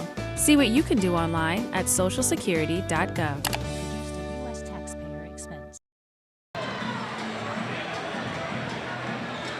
Final 8 minutes here at the crib. Hickman leading Battle 51-42. Alongside Micah Wright, I'm Bo Bayman. Battle basketball to begin quarter number 4. And this ought to be a doozy of a finish here. A lot of ball game left between the Spartans and the Cupies. Holt has it for Battle. They want to get McCubbin going. Holt thought about a shot, but he'll get it back to McCubbin. Stroop has done a nice job defensively on him. Now it's Rooks double teamed. Holt against Bonaparte. Wow, what a move there. Oh my and he puts it in with the left hand between Bonaparte and Camp, and all Bonaparte can do is smile and laugh. That's all. I think that's all you can do. How are you supposed to guard that? Just quick twitch, little sidestep and hop step, and then another wraparound reverse lay-in. Stroop, another three ball. This one short. Griffith touches it out of bounds. It'll go back to Battle. Trailing by 7. It'll be Spartan basketball. Stroop had an open look, didn't knock that one down. And Battle with another chance to chip into the lead. Holt has it. 1 minute into the fourth. McCubbin drives against Stroop, tries to put it off the window, no good. Camp is there for the rebound. McCubbin's gone to that right side many times tonight. That one didn't go off the glass. And again, Hickman will slow it down. Brock Camp now with a double-double, 12 points, 10 boards. Off the bench, no less. Here's Townsend, Griffith, and Bonaparte. Stroop is out there, Camp as well, the 5 for the Cupies. Bonaparte to Camp, lays it up and in. Nothing Holt could do there. And it's back to 9 for the Hickman Cupies. Now just the two-man game, and Brock Camp makes them pay. And both defenders went with the ball handler instead of the big guy. Camp, another rebound there. Good defense by Bonaparte. He brings it up. Bonaparte tries to go with the crafty right hand and gets it to go off the glass. And it's 55-44, 2 minutes into the fourth. And 11 points now for Bonaparte. He's been in a rhythm and taking it inside in the second half, but now picks up his 4th foul. Huge foul called there as Bonaparte on the hold. Just a ticky-tack one. And Cray Logan saying, be smart. So now he's got to take his starting point guard out of the game. Kenny Jackson will come back in to replace him. Obviously just the first team foul here in the fourth. Here's Rooks. Nice drive right around Griffith, who's got foul problems of his own. He's got 3, and so Rooks takes it right to the rim and scores it. And now Hickman, you're going to want to slow the pace slightly, still run your offense. Rooks has 8. Stroop wants to go inside to Camp. Stroop again open for 3, knocks it down. Langston Stroop with another 3-ball, and the Cupies back up by 12. Rooks on the other end, strong. Jackson has the ball knocked away, and it's picked up by Griffith. Ahead to Camp. Camp's going to go against Holt. He's fouled, and he doesn't get it to go. Langston Stroop with some huge 3-pointers here. That is huge, and a timeout now here by Battle. The Spartans trail by 12, and we'll take it with them. It's a full timeout. Cupies by 12. Brock Camp going to the line when we come back right here on the KZOU Game of the Week. On the go, stay in the know with the ABC 17 News app. It's your first alert to breaking news, weather, and traffic impacts. Instant access to live video on the scene with updates in real time. I'm gonna go ahead and step out of frame so you guys can see what we're seeing right now. So no matter where you are, you'll always know the big stories happening right now. Download the ABC 17 News app from the App Store or Google Play today. ABC 17 News. Get the app, get the alert. Back here at Hickman High School, Cray Logan and the Hickman Cupies huddling up right now with a 12-point advantage. Brock Camp on the free throw line here with 5:13 to go in the fourth quarter. Alongside Micah Wright, I'm Bo Bayman. Thanks to Curtis Varnes and the people at CPS, including Athletic Director David Egan, for allowing us to bring you the KZOU Game of the Week, which I believe will be back on Monday at Rockbridge, right? Monday at Rockbridge for a single game on Monday. So you can tune in on Monday for that one. Right now, after the Battle girls beat Hickman 63-46, it's Hickman leading Battle 58-46. 5:13 to go. Brock Camp, the 6'7" junior, at the line for the Cupies. He'll get a pair.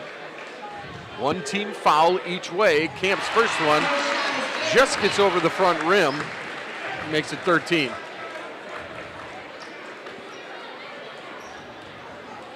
It's Townsend, Griffith, Camp, Stroop, and Jackson on the floor for Hickman. Rooks, Cross, Jackson, McCubbin, and Holt for Battle. That's Holt with the basketball. 60-46 Hickman. Just over 5 minutes to play in the fourth. 3-ball, they need it badly. That one goes off the rim and nearly out of bounds. Great hustle. Holt will put it off the glass and in. Great save there by Keon Cross after the Jackson miss. Led to 2 points. It looked like that carom was going to go out of bounds and back to the Cupies. Stroop has it, guarded by Holt. 4:40 to go. Camp hands off to Townsend for a 3. That one no good, and it'll go off the hand of Jackson and out of bounds. 4.5 to play. Battle gets the ball back. Cupies showing a little full court pressure just to slow Battle up just a little bit. And it's really just Kenny Jackson making sure to mark Vernell Holt the entire court. McCubbin fouled on his way to the basket. That'll be the third team foul and the third foul on Brock Camp. Make it the team's second. My apologies. It is Brock Camp's third, but no question they're going to keep him in the game with 4:20 left. McCubbin pushed the envelope there and gets rewarded by going to the line. First free throw is good. And as Mike had said the last time he was there, that's where he's done most of his damage. He's got 8 points tonight. Second one is in the air and in the bucket. He's got 9. Yes. 19 for Vernell Holt, 9 for McCubbin, the top 2. 7 free throws for McCubbin, so only 1 made field goal for him. And that's a big reason why Hickman is on top by 10 so far. Stroop dribbles through a double team into Jackson. Jackson has it hammered out of bounds. It'll stay with the Cupies. Langston Stroop has been the X factor for Hickman tonight. Some timely threes, and now up to 14 points. But he's really found his matchup and is attacking the rim, and great pass there, but better defense to get the block. Keyshawn Jackson comes back in for Keon Cross for Battle. Stroop gets a screen from Camp. He'll go to the rim, no good. Camp is there to grab the rebound, and the Cupies will reset to Griffith for 3. Off the rim, no good. Camp trying to go for it again. Underneath, save to Jackson. McCubbin with the swat. Griffith in the corner for 3. No good, but it's Stroop with the rebound, and he's going to reset things with 3:35 to go. Right on cue, Langston Stroop making his impact, this time on the offensive glass, and then the assist. To Camp, who lays it up and in. Brock Camp with 18 points, and the Cupies extend the lead. 3:15 to go. Jack Putnam gets it to Jackson. Jackson misses with the left hand, and Camp is there to grab the rebound. And now it looks like Battle is backing off a little bit with still 3 minutes to go in a 12-point game. Well, they got to play tight defense. They got to try to get some steals, but we're going to, I thought they were going to call timeout for a second. Stroop for 3, he's got it! Langston Stroop with 17. And the senior on senior night has the Cupies up by 15. Putnam misses a 3. Camp the rebound to Jackson. Jackson drives. He's cut off. Wants to get it back out to Camp. He does. And now Stroop says, give me the ball. Let's just set it up. Settle it down. And with Bonaparte out with foul trouble, Stroop has been the calming force for Hickman. Behind the back, Stroop to the basket. He's fouled. What a move. Langston Stroop showing what he can do. Home crowd loving it here at the crib. 15-point lead over the second-ranked Spartans. Just the second team foul on Battle as Stroop goes to the line with 2:18 to go. Stroop's first one is in the air and in the bucket. Now some seniors coming back in. Adam Calvert for Hickman. Let's see, Bonaparte's back in. And Devontae Bussey is in. And I think Diego Romero Perez will come in for Stroop if he connects on this free throw, which he does. Stroop with 18 points to match Brock Camp. Gets a much-deserved ovation here from the home crowd. And how about a perfect senior night for Hickman, up big against a rival and putting all your seniors in. Make it 19 for Stroop. And there's Rooks left all alone, and the rebound falls to him. He's got the basket. Makes it 67-52, 2 minutes to play. And still no pressure from Battle. Bonaparte going around his defender, puts it up, and he's fouled. And Battle has put in some reserves as well. Jack Putnam is still in there, so is Tate McCubbin. You got Keon Cross and Keyshawn Jackson, and you got Brandon Rooks, but Vernell Holt, who's had a whale of a game, is over on the bench now. Bonaparte misses the free throw. Bonaparte has 11 points. And for me, looking back to the end of the third quarter, that's really what sparked Hickman on a little 5-point run to get back up 9 heading into the fourth. And then all they needed was a couple big shots and now a steal. Bonaparte's going to go in, and he can't dunk it either. But Calvert's got the loose ball, and the three ball put up, no good. Bussey grabs the rebound, now it falls to Cross. That was Romero Perez with that three. That one's going to go. Goodness. Circus shot. After the foul, the circus shot by Keon Cross.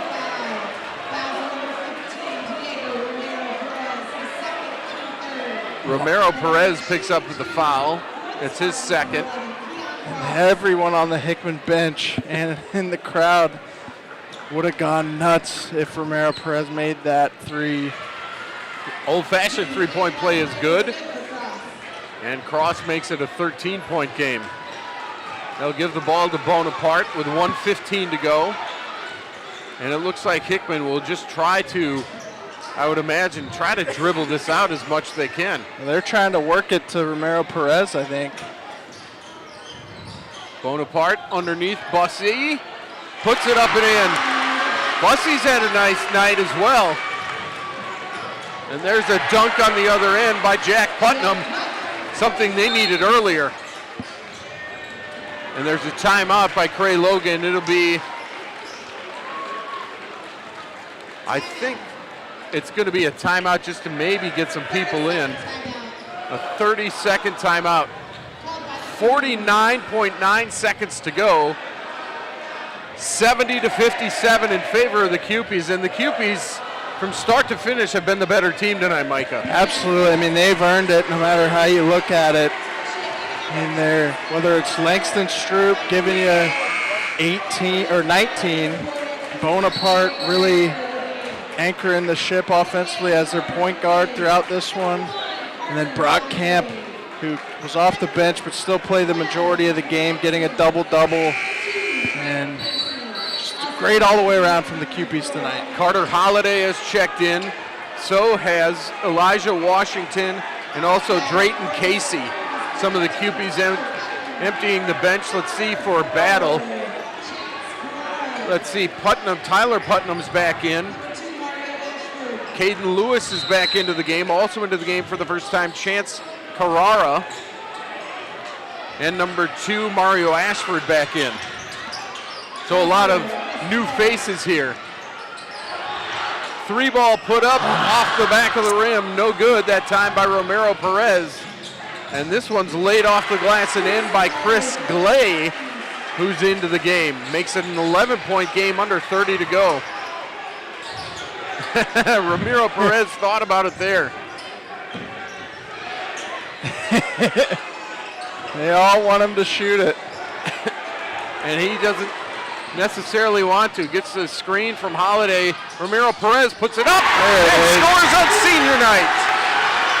And the crowd and the bench goes wild for Diego Romero Perez, the 6'2 senior, and this game is over. Hickman beats Battle. The final score, 72-59.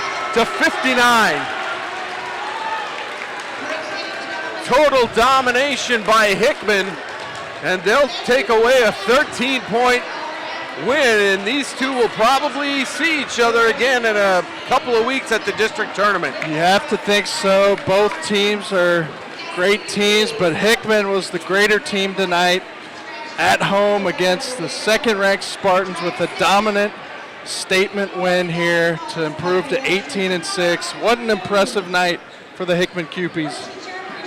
Absolutely. That is the voice of Micah Wright. Want to thank John Hook, Cooper Bryant, Lucy Elfrink, Charlie Sample, Eliza Collier, Cooper Myers, and of course Curtis Varnes. My name is Bo Bayman. We'll sign off. You have watched the KZOU Game of the Week. We thank you for watching it, and we'll see you next time, everybody. Thanks for watching Columbia Public Schools live high school basketball coverage, made possible through a partnership between the networks of Mid-Missouri, CPS Athletics, the Columbia Area Career Center, and Sticklin & Sticklin.